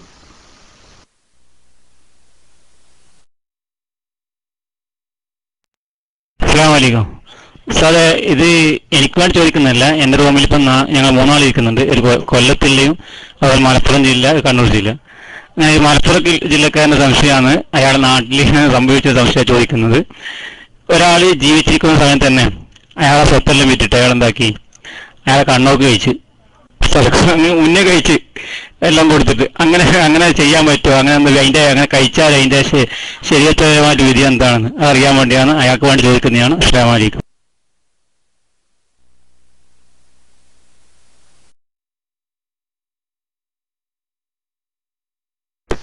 അല്ലാ, എന്തൊക്കെ പരിപാടികളാണ് റബ്ബേ. ജീവിച്ചിരിക്കണ കാലത്തിന് എന്താക്കുക, കണ്ണോക്ക് കഴിക്കുക നല്ലതാണ്. കാരണം നമ്മൾ ചെയ്യേണ്ട സംഗതി നമ്മൾ തന്നെ ചെയ്യണം. അതിന് വേറുള്ളവരെ കാത്തിക്കരുത്. വേറുള്ളവരെ കാത്തുന്ന ചിലപ്പോൾ ബുദ്ധിമുട്ടാണ്. ഈ ആനപ്പുറത്ത് പോകണവൻ്റെ നെറ്റിയും ഒരു മുറിയുണ്ട് കയറിനൊരിക്കലേ. ആനപ്പുറത്ത് പോണ ആനപ്പാപ്പനാണ്. അപ്പോൾ ഓൻ്റെ നെറ്റും വേണ്ടല്ലോ ഒരു മുറി. അപ്പോൾ ഓനോട് ഒരാൾ കണ്ടപ്പോൾ ചോദിച്ചു, എന്താടോ ഇത്? ഓൻ പറയാ, ആനപ്പുറത്ത് പോകുമ്പോഴേ ഒരു കോല് തട്ടിയതാണ്, മരത്തിൻ്റെ കൊമ്പേ തട്ടിയതാണ് നെറ്റിമേല്. അപ്പം ഇവൻ ചോദിച്ചോടോ, ആനപ്പുറത്ത് ഇരിക്കണ എനിക്ക് ആ കൊമ്പ് കാണൂല, എവിടെത്തുമെന്ന് കുനിഞ്ഞാ പോരേന്നോന്ന് ചോദിച്ചേ. അപ്പോൾ ഓൻ പറയണുണ്ട്, ഞാൻ വിചാരിച്ച ആന കുഞ്ഞോളെന്ന്. ഓനെന്താ വിചാരിച്ച്? ആന കുഞ്ഞോളെന്ന് വിചാരിച്ചിരുന്നതാണ് ഏതാ. അപ്പൊ എന്ന് പറഞ്ഞാൽ ഇപ്പൊ ആന കുഞ്ഞോളെന്ന് വിചാരിച്ചിരുന്നിട്ട് കാര്യമൊന്നും ഉണ്ടാവില്ല. അതുകൊണ്ട് നമ്മളെന്നാണ് കുഞ്ഞാന്ന് വിചാരിച്ചപ്പോ ചില ആൾക്കാർ. ഏതായാലും ഇപ്പൊ നല്ല തമാശ എന്നതൊക്കെ. ഈ കണ്ണോക്ക് എന്ന് പറഞ്ഞാൽ എന്താ? നമുക്ക് മനസ്സിലാകേണ്ട പല സംഗതികളിവിടെ ഉണ്ട്. നമ്മൾ പലതും നടത്തണ എന്താ, എല്ലാവരും നടത്തുന്നു അപ്പൊ ഞാനും നടത്തണേ. അത്രേ നമുക്കുള്ളൂ. എല്ലാവരും നടത്തുന്നു അപ്പൊ ഞാനും നടത്തണം. ഈ കണ്ണോക്ക് എന്നൊക്കെ പറഞ്ഞ എന്താ? കണ്ണോക്ക് എന്നൊക്കെ എന്ത് പേരിട്ടാലും ശരി, പേരെന്തിടണമെന്നുള്ളതല്ല വിഷയം. ഒരു സംഗതിക്ക് പല നാട്ടിലും പല പേരും പറയും അല്ലേ. കല്യാണത്തിന് കാസർഗോഡ് മംഗലം എന്നാ പറയുന്നത്, അല്ലേ? എന്തൊക്കെ പേരുണ്ട് ഓരോ നാട്ടിൽ ചെന്ന് നോക്കിയാൽ. ഓരോ സംഗതിക്ക് ഓരോ പോലെ. എല്ലായിടത്തും സംഗതി ഒന്നും തന്നെ, കാരണം പേര് പലത് വയ്ക്കും. അപ്പൊ കണ്ണോക്ക് എന്ന് പേരിട്ടാലും മരിച്ചതിന്റെ 3 എന്ന് പേരിട്ടാലും എന്ത് പേരിട്ടാലും തിരക്കടില്ല. സംഗതി എന്താന്നാ നമ്മൾ നോക്കുക. സംഗതി എന്താ? മയ്യത്തിന് വേണ്ടി ദ്വാരക്കുക, മയ്യത്തിന് വേണ്ടി സദക്ക ചെയ്യുക, അതൊക്കെയാണ് ഈ 3-ന്റെ അന്ന് നടക്കുന്നത്. മനസ്സിലായോ? അത് നേരെ മരിച്ചതിന് ശേഷം ചില നാട്ടിലൊക്കെ നിരന്തരമായി നടത്തും. ചിലപ്പോൾ കുറേ ദിവസം നടത്തും. ഓരോരുത്തരുടെ കഴിവിനനുസരിച്ച് പല ദിവസവും നടത്തലുണ്ട്. അതൊക്കെ എന്താ? മയ്യത്തിന് വേണ്ടി കൂലി കിട്ടാൻ, മയ്യത്തിന് പ്രതിഫലം കിട്ടാൻ നടത്തുന്ന സദക്ക, ഖുർആനോത്ത്, മയ്യത്തിന് വേണ്ടി പിന്നെ ദുആ, ഇതൊക്കെയാണ് ഈ ഇതിൻ്റെയൊക്കെ പൊരുള്. മനസ്സിലായി? അപ്പം മയ്യത്തിന് വേണ്ടി നടത്തുന്ന അത്തരം സംഗതികൾ ജീവിതകാലത്ത് ഒരാൾ ചെയ്തു, സന്തോഷം, അൽഹംദുലില്ലാ. അത് നിങ്ങൾ കണ്ണോക്കയിക്കാനൊന്നും പേരിടണ്ട. നിങ്ങൾ എന്ത് ചെയ്താൽ മതി? നിങ്ങളെ ജീവിതകാലത്ത് നിങ്ങൾ സദഖ ചെയ്യുക, നിങ്ങളെ ജീവിതകാലത്ത് നിങ്ങൾ കുറേ പാവങ്ങൾക്ക് ഭക്ഷണം കൊടുക്കുക, നിങ്ങളെ ജീവിതകാലത്ത് നിങ്ങൾ കുറേ ഖുർആൻ ഓതുക, നിങ്ങളെ ജീവിതകാലത്ത് നിങ്ങൾ കുറേ ദിക്റ് ഇല്ല. ഇതൊക്കെയുള്ളപ്പോൾ മരിക്കാൻ നടത്തുന്നത്. മയ്യത്തിന് വേണ്ടി ദിക്റ് എല്ലും, ഖുർആൻ ഓതും, ഭക്ഷണം കൊടുക്കും, സദഖ ചെയ്യും. ഇതൊക്കെയാണ് അന്ന് ചെയ്യണേ. ഇതൊക്കെ നിങ്ങൾ ജീവിതകാലത്ത് ചെയ്തിച്ചാൽ അൽഹംദുലില്ലാ, വളരെ സന്തോഷം. എന്നിട്ട് നിങ്ങൾ മരിച്ചപ്പോ നിങ്ങളെ ബാക്കിയുള്ളവർക്ക് തോന്നുകയാണ് എന്ത്, നമ്മളെ ബാപ്പ മരിച്ചില്ലേ, മക്കൾക്ക് തോന്നുക എന്ത്, ഞാൻ ബാപ്പാക്കും വേണ്ടിയിട്ട് കുറെ ഖുർആൻ ഓദിക്കട്ടെ, ബാപ്പാക്കും വേണ്ടി കുറെ സദഖ കൊടുക്കട്ടെ, ബാപ്പാക്കും വേണ്ടിയിട്ട് ദിക്റ് ചെല്ലിപ്പിക്കട്ടെ എന്നൊക്കെ തോന്നിയാൽ അൽഹംദുലില്ലാ, അതും സന്തോഷം. മനസ്സിലായോ? അപ്പൊ നമ്മൾ മനസ്സിലാക്കേണ്ടത് ഈ സംഗതിൻ്റെയൊക്കെ പൊരുള് മനസ്സിലാക്കി. ഈ കണ്ണോക്ക് എന്നൊക്കെ പറഞ്ഞാൽ അതൊക്കെ ഒരു പേരാ കേട്ടോ. സംഗതിയിൽ എന്താ ഉള്ളത്? മരിച്ച ആൾക്ക് വേണ്ടിയിട്ട് ഇത്തരം നല്ല കാര്യങ്ങളൊക്കെ ചെയ്യാം. അത് ചെയ്താൽ അതിൻ്റെ ഒക്കെ പ്രതിഫലവും അതിൻ്റെ ഗുണവും മയ്യത്തിന് കിട്ടും എന്ന വിഷയത്തിൽ മുസ്ലിം ഉമ്മത്തിൽ രണ്ടഭിപ്രായമില്ല. അപ്പൊ അത് കിട്ടാൻ വേണ്ടിയിട്ടാണ് എന്താണ് ഇത്തരം കാര്യങ്ങളൊക്കെ ചെയ്യുന്നത്. അത് മനസ്സിലാക്കിയാൽ തന്നെ നിങ്ങളെ സംശയങ്ങളൊക്കെ തീരും. ഓക്കെ, ഞാൻ മൈക്കോട്ടു.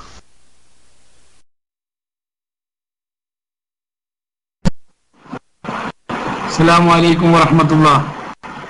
സാറേ, ഞാന് പിന്നെ ബഷീർ ഫൈസി വെണ്ണക്കോടിന്റെ ഒരു പ്രസംഗത്തിൽ കേട്ടതാണ്, ഒരു രോഗിയായിട്ട് ഒരാൾ മരിച്ചാല് ചിലപ്പോ അയാൾക്ക് ഈ പിന്നെ നോമ്പ് നോക്കാത്തതിന്റെ മുദ്ദ് ബാക്കിയുണ്ടെങ്കിൽ അത് പിന്നെ ഈ മരണപ്പെട്ടതിന് ശേഷം ഈ നമ്മളെന്ത് ചെയ്യാ, ഈ നമ്മളെ പറഞ്ഞ പോലെ കബറും പുറത്തുനിന്ന് കൊടുക്കുന്നില്ലേ, ശേഷം കൊടുക്കുന്നില്ലേ, ആ പിന്നെ ആ അരി കൊടുക്കലോടുകൂടി, നീയത്തോടുകൂടി അരി കൊടുക്കലോടുകൂടി അത് വീടും. അങ്ങനെ അത് അത്ര വെച്ച് കൊടുത്താൽ വീടും എന്നുള്ള ഒരു ആ ഇതില് മൂപ്പറ ഒരു പ്രസംഗത്തിൽ കേട്ടതാണ്. ഇങ്ങനെ ഒരു ശരി ഓർമ്മ പോലെ അതിന്റെ വിധി. പിന്നെ വേറൊരു സംശയം സ്ഥാപിച്ചാല്, ഈ നമ്മൾ ഈ മരിച്ചു കഴിഞ്ഞാല് ചില ഇപ്പൊ ഇല്ല, നമ്മുടെ നാട്ടിൽ മുമ്പുണ്ടായിരുന്നു, 3 ദിവസം ടെന്റ് കെട്ടിയിട്ട് കബർ പുറത്തുനിന്ന് 3-4 ആള് ഓതല്. കബർ പുറത്തുനിന്ന് തന്നെ നമ്മള് താർപ്പായൊക്കെ കെട്ടിയിട്ട് കബർ പുറത്തുനിന്ന് തന്നെ 3 ദിവസം വരെ അല്ലെങ്കിൽ 11 ദിവസം വരെ ഓതുന്ന ഒരു പരിപാടി ഉണ്ടായിരുന്നു. ഇപ്പം കാണുന്നില്ല. അതിന്റെ രണ്ടിന്റെ ഒന്ന് പറഞ്ഞുതരാം. മൈക്കർ, അസ്സലാമു അലൈക്കും.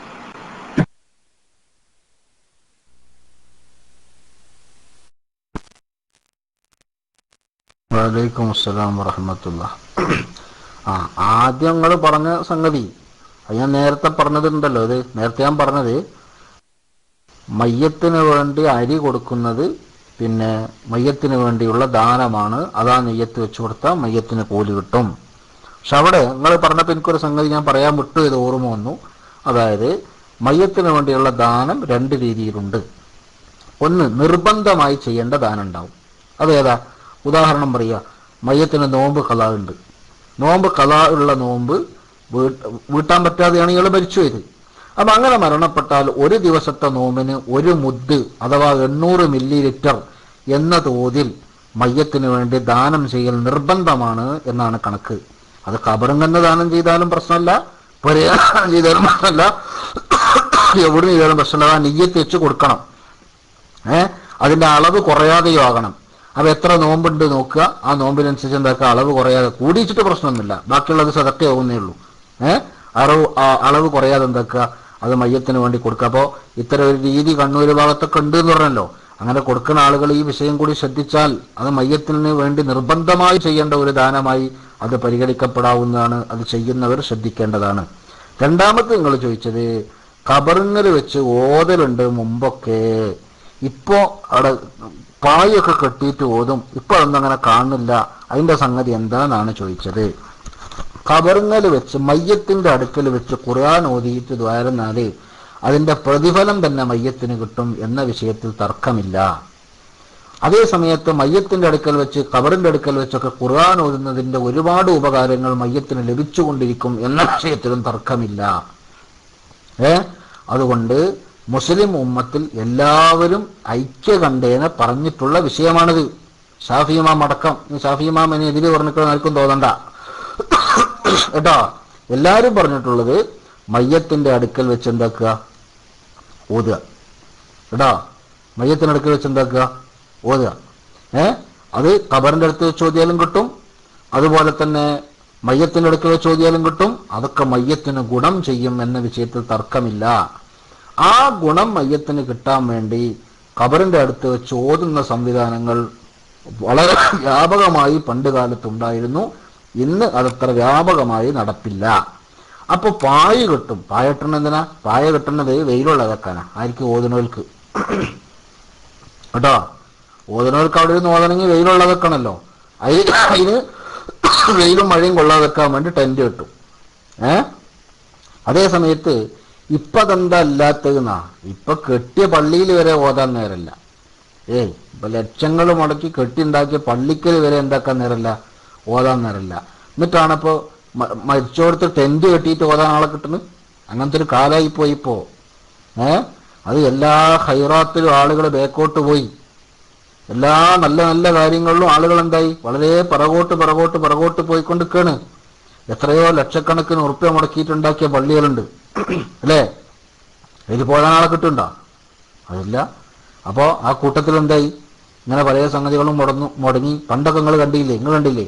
ഒരു വിഷയം വന്നാൽ കല്യാണം നിശ്ചയിക്കാൻ പോയാൽ അപ്പം പറയും മുഹറം 10 കഴിഞ്ഞിട്ടാക്കാന്ന് പറയും, അല്ലേ? നിങ്ങൾ കേട്ടില്ലേ? കല്യാണം നിശ്ചയിക്കാൻ പോയാൽ അപ്പം പറയുന്നത് മുഹറം 10 കഴിഞ്ഞോട്ടെ. ഇന്നിപ്പോൾ ആരെ അങ്ങനെ പറയുന്നുണ്ടോ? അന്നെന്താ പറയാത്തത്? അന്നെന്താ പറഞ്ഞത്? അത് ചിന്തിക്കുമ്പോൾ നമുക്ക് മനസ്സിലാവും. അന്നത്തെ മനുഷ്യന്മാർ സാധാരണ മുഹറം 10 ദിവസം നോമ്പ് പറ്റിയുന്ന ആൾക്കാരാ. ഇന്നിപ്പോ നമ്മൾ പറയല്ലോ മുഹറം 10ന്റെ അന്ന് കല്യാണം നിശ്ചയിക്കുകയാണെങ്കിൽ നമ്മളെപ്പോലുള്ളവരൊക്കെ പറയുന്നത് അത് വേണ്ട, അന്ന് കുറെ ആൾക്കാർ നോമ്പ് വെക്കണമല്ലോ, അവർക്ക് ബുദ്ധിമുട്ടാവും പറയും, അല്ലേ? ഈ ഒരു ചിന്ത പഴയ കാലത്ത് മുഹറം 10ന്റെ അന്ന് മാത്രമല്ല, മുഹറം 1 മുതൽ 10 വരെയുള്ള ദിവസങ്ങളിൽ ഉണ്ടായിരുന്നു. കാരണം അക്കാലത്തെ ആളുകൾ സുന്നത്ത് ആയ കാര്യങ്ങളൊക്കെ എടുക്കുന്ന വിഷയത്തിൽ വളരെ ശ്രദ്ധയുള്ളവരായിരുന്നു. ഇന്ന് അത്തരം കാര്യങ്ങളൊക്കെ ഒരുപാട് കുറഞ്ഞുപോയി. അതുകൊണ്ടാണ് ഇന്നിപ്പോൾ നമുക്കതൊന്നൊരു വിഷയമല്ല. എന്ന് പരിപാടി വെച്ചാലും ആർക്കും ഒരു വിഷയമല്ല. കാരണം എന്ത് നോമ്പിനാപ്പോൾ തടസ്സം ഉണ്ടാണ്? അതൊക്കെ കാര്യം. അപ്പം അങ്ങനെ കുറേ നല്ല നല്ല കാര്യങ്ങൾ എടുത്തു പോയിട്ടുണ്ട്. അങ്ങനെ പലതും എടുത്തു പോകുന്നുണ്ട്. കുറേ എണ്ണം കുറഞ്ഞിട്ടുണ്ട്. അതൊക്കെ ആളുകൾ മടിയന്മാരായത് കൊണ്ടാണ്. ഓക്കെ, ഞാൻ മൈക്കൂട്ടും.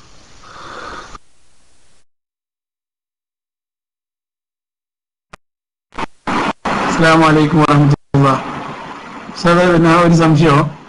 ഈ ഒരാൾ മരിച്ചു കഴിഞ്ഞിട്ട് ഒരു 4-5 വർഷം കഴിഞ്ഞിട്ട് ശേഷമാണ് ഇവിടെ കുടുംബക്കാർ ബന്ധുക്കൾ പറയുന്നത് ഒരു മകൻ ചിലപ്പോൾ സ്ഥലത്തില്ല എന്നൊരു ഉദാഹരണം ഇപ്പം പിന്നെ ഉമ്മ പറയുന്നത് മോനെ എന്റെ ഉപ്പ പിന്നെ ഒരു ഇത്രയും 5-6 കൊല്ലം 4-5 കൊല്ലം കിടത്തത്തിലായ സമയത്ത് 5 വർഷത്തെ നോമ്പ് നോറ്റിട്ടില്ലായിരുന്നു.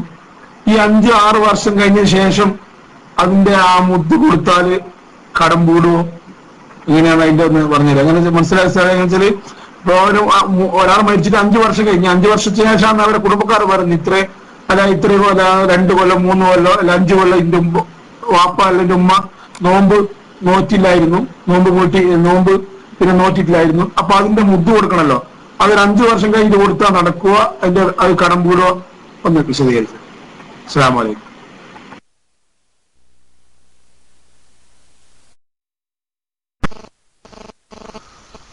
വലൈക്കും അസ്സലാം വറഹ്മത്തുള്ളാഹി. ഇതൊക്കെ നമ്മൾ മനസ്സിലാക്കുമ്പോഴേ നമ്മൾ തന്നെ വേറൊരു രീതിയിൽ ചിന്തിച്ചാൽ ഇതൊക്കെ നമുക്ക് ഇഷ്കാലൊക്കെ മാറും. ഒരാളെ വാപ്പ മരിച്ചപ്പം മുദ്ദ അവിടെ നിൽക്കട്ടെ, ആ വാപ്പ 1000 ഉറുപ്പ്യ ഒരാൾക്ക് കൊടുക്കാനുണ്ടായിരുന്നു എന്ന് 5 കൊല്ലം കഴിഞ്ഞിട്ടാണ് അറിയുന്നത്. എന്താ നമ്മൾ ചെയ്യേണ്ടത്? നമുക്കൊന്ന് ആലോചിക്കേണ്ടി വരും, അല്ലേ? എന്താ ചെയ്യേണ്ടത് വെച്ചാൽ ഒന്ന് ആലോചിക്കേണ്ടി വരും. ആലോചിക്കാതെ വേഗം ഉത്തരം കിട്ടുന്നൊരു പണി ഞാൻ പറഞ്ഞുതരാം. 1000 നമ്മൾ 10,000 ആക്കുക. ആ കിട്ടാനുള്ള ആൾ നമ്മളെ ആക്കുക, എന്നാൽ ഉത്തരം വേഗം കിട്ടും. ഒരാൾ മരിച്ചിട്ട് അത് മനസ്സിലാണ് മൂപ്പര് നമുക്കൊരു 10,000 ഉറുപ്പ്യ തരാനുണ്ടായിനി, എന്നാ എന്താ കാട്ടുക?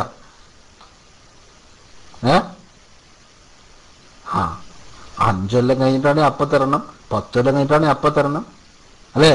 എപ്പോഴാച്ചാൽ അപ്പം തരണം. അങ്ങനെ തന്നെ അല്ലേ? അതുപോലത്തെ ഒരു ബാധ്യതയാണ് എന്ത്? ഈ പിന്നെ മുദ്ദ്. അത് ജനങ്ങൾക്ക് കൊടുക്കാനുള്ളതാണ്. ജനങ്ങൾക്ക് കൊടുക്കാനുള്ളതാണ്. അത് 5 കൊല്ലം കഴിഞ്ഞിട്ടാണോ അറിയണത്? കൊടുക്കണം. എപ്പോഴാണ് അറിയണം? അപ്പൊ കൊടുത്തോളണം കേട്ടോ. Okay, mic free.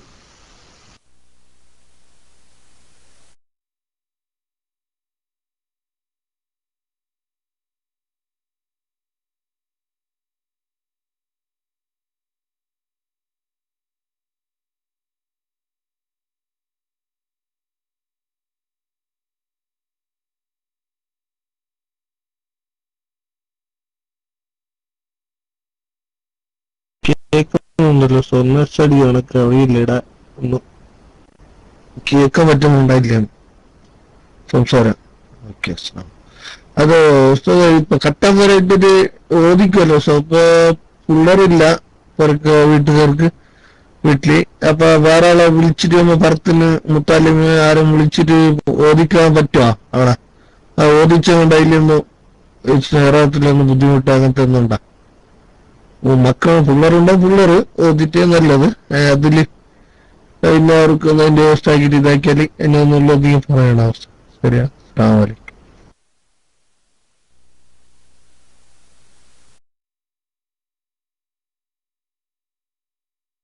വലൈക്കും അസ്സലാം വറഹ്മത്തുള്ളാഹി. നിങ്ങളെ കാസർഗോഡൻ ഭാഷ നമുക്ക് മനസ്സിലാക്കാൻ കുറച്ച് ബുദ്ധിമുട്ടുണ്ട്. എന്നാലും എനിക്ക് മനസ്സിലായതനുസരിച്ച് ഞാൻ പറയാം. അതായത് അതൊക്കെ മനസ്സിലാക്കണം. ഈ കാസർഗോഡൻ ഭാഷ കുറച്ചൊക്കെ നമ്മൾ പഠിച്ചത് എവിടുന്നെന്ന് വെച്ചാൽ നമ്മളെ മുഫാദുമോൻ്റെ ഒക്കെ ഒപ്പം കൂടിയിട്ടാ. അപ്പോൾ ഏതാവട്ടെ, ഞാൻ പിന്നെ ഖബറുങ്ങൾ ഓതാൻ മക്കളില്ല, അല്ലെങ്കിൽ മക്കൾക്ക് ഓതാൻ വയ്യ, എന്നാ പിന്നെ വേറെ ആരെങ്കിലും വിളിച്ച് ചോദിപ്പിക്കാൻ പറ്റുമോന്നാ? പറ്റേ. നമ്മളതിൻ്റെ പൊരുള് മനസ്സിലാക്കുക. എന്തിനാണ് ഈ ഖബറുങ്ങൾ ഓതുന്നത്? ഖബറുങ്ങൾ ഓതുന്നത് എന്തിനാ? നബി സല്ലല്ലാഹു അലൈഹി വസല്ലം തങ്ങളുടെ ഹദീസിലുണ്ട്. ഇമാം ബുഖാരി റിപ്പോർട്ട് ചെയ്ത ഹദീസാ, ശരിക്കും ശ്രദ്ധിച്ചോളൂ, ഞാനിന്ന് പറഞ്ഞുതരാം. ഇമാം ബുഖാരി റിപ്പോർട്ട് ചെയ്ത ഹദീസാ. എന്തായാലും അറിയോ, രണ്ട് ഖബറാളികൾ നബി സല്ലല്ലാഹു അലൈഹി വസല്ലം തങ്ങൾ ഖബറിന്റെ ഇടയിൽ കൂടി ഇങ്ങനെ നടക്കുമ്പോൾ രണ്ട് ഖബറിനെ ചൂണ്ടിക്കാണിച്ചിട്ട് പറഞ്ഞു, ഈ രണ്ട് ഖബറാളികൾ ശിക്ഷിക്കപ്പെടുന്നുണ്ട്. ഞാൻ ചുരുക്കി പറയാം.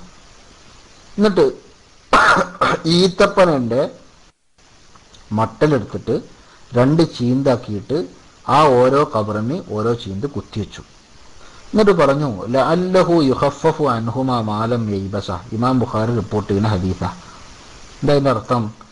ഈ ഈത്തപ്പനയുടെ മട്ടലിന്റെ കഷ്ണം ഉണങ്ങാതെ പച്ചയായി നിൽക്കുന്ന കാലത്തോളം ആ ഖബറാളിക്ക് ശിക്ഷയിൽ ഇളവ് ലഭിച്ചേക്കാം. മനസ്സിലായോ? അപ്പോൾ കുത്തിവെച്ച എന്തിനാ? ശിക്ഷയിൽ ഇളവ് ലഭിക്കാനാ. എന്നിട്ട് എന്താ പറഞ്ഞത്? അത് പച്ചയായി നിൽക്കുന്ന കാലത്തോളം ഇളവ് ലഭിക്കുന്ന. ഈ ഹദീസ് വിശദീകരിച്ചിട്ട് ആലിമീങ്ങൾ പറഞ്ഞു, ഈ പറഞ്ഞതിന്റെ അർത്ഥം എന്താ അറിയോ? ഈ ഖബറാളിക്ക് ശിക്ഷ ഉണ്ട് എന്ന് പറഞ്ഞല്ലോ, ആ ശിക്ഷയിൽ നിന്ന് രക്ഷപ്പെടാൻ നബി സല്ലല്ലാഹു അലൈഹി വസല്ലം ഇളവ് കിട്ടാൻ വേണ്ടി റസൂലുള്ളാഹി സ്വല്ലല്ലാഹു അലൈഹി വസല്ലം തങ്ങൾ ഈത്തപ്പനന്റെ കഷ്ണം കുത്തിവെച്ചല്ലോ. എന്നിട്ട് പറഞ്ഞല്ലോ പച്ചയായി നിൽക്കുന്ന കാലത്തോളം ഇളവ് കിട്ടും എന്ന് പറഞ്ഞല്ലോ. അതെന്താ അതിന്റെ കാരണം? പച്ചയായ എല്ലാ വസ്തുവിനും തസ്ബീഹുണ്ട്. അപ്പൊ ഈ ഈത്തപ്പനയുടെ മട്ടലിന്റെ തസ്ബീഹ് കാരണമായി ഖബറാളിക്ക് ഇളവ് ലഭിക്കും. ആ തസ്ബീഹ് ഖബറിങ്ങൽ കിട്ടാനാണ് ഖബറിന്റെ അടുത്ത് അത് കുത്തിവെച്ചിട്ടുള്ളത്.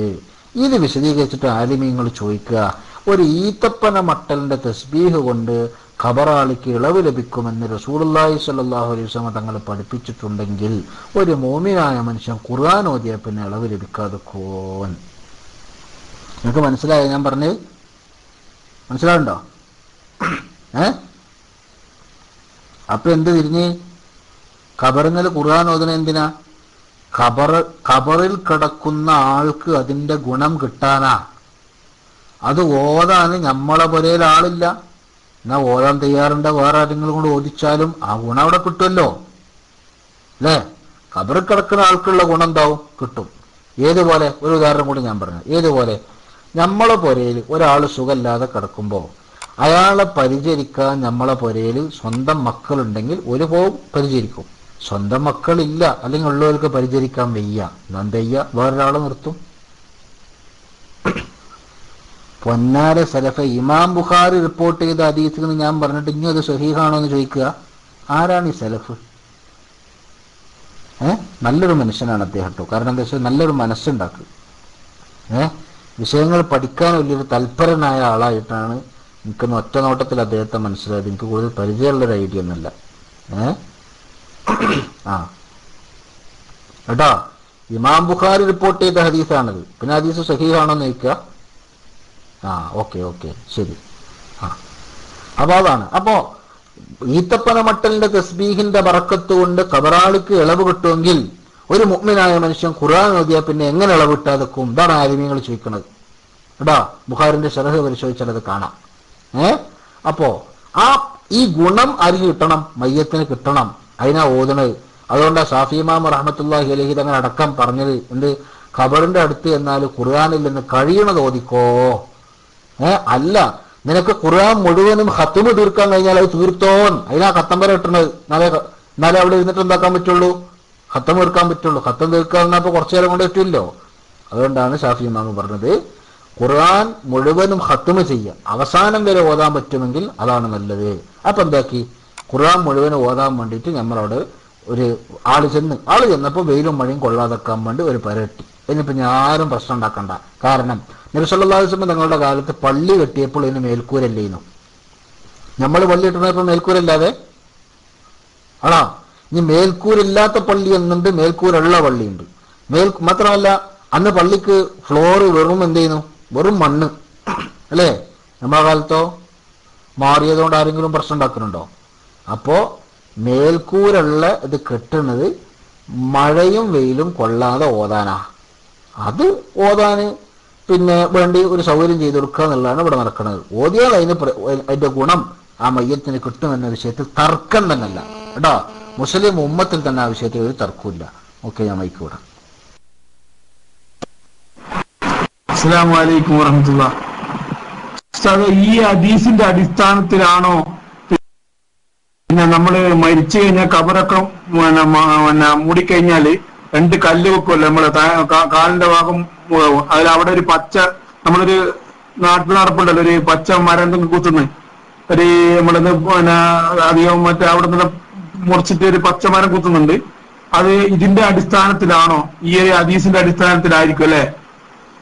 നമ്മളെല്ലാവരും കണ്ടുകൊണ്ടിരിക്കുന്നതാണ്. മരണമേല കബറെല്ലാം മൂടിക്കഴിഞ്ഞാല് മേലൊരു പോക്കറ്റ് വെള്ളം ഒഴിച്ച് ഒരു കൊമ്പോ എന്തെങ്കിലും മുറിച്ചിട്ട് അവിടെ ഒന്ന് നാട്ടും. ഈ കാൽഭാഗത്ത് 2 ഭാഗത്ത് നാട്ടും. ഈ ഒരു ഹദീസിന്റെ അടിസ്ഥാനത്തിലായിരിക്കും അല്ലെ അത്? അസ്സലാമു അലൈക്കും.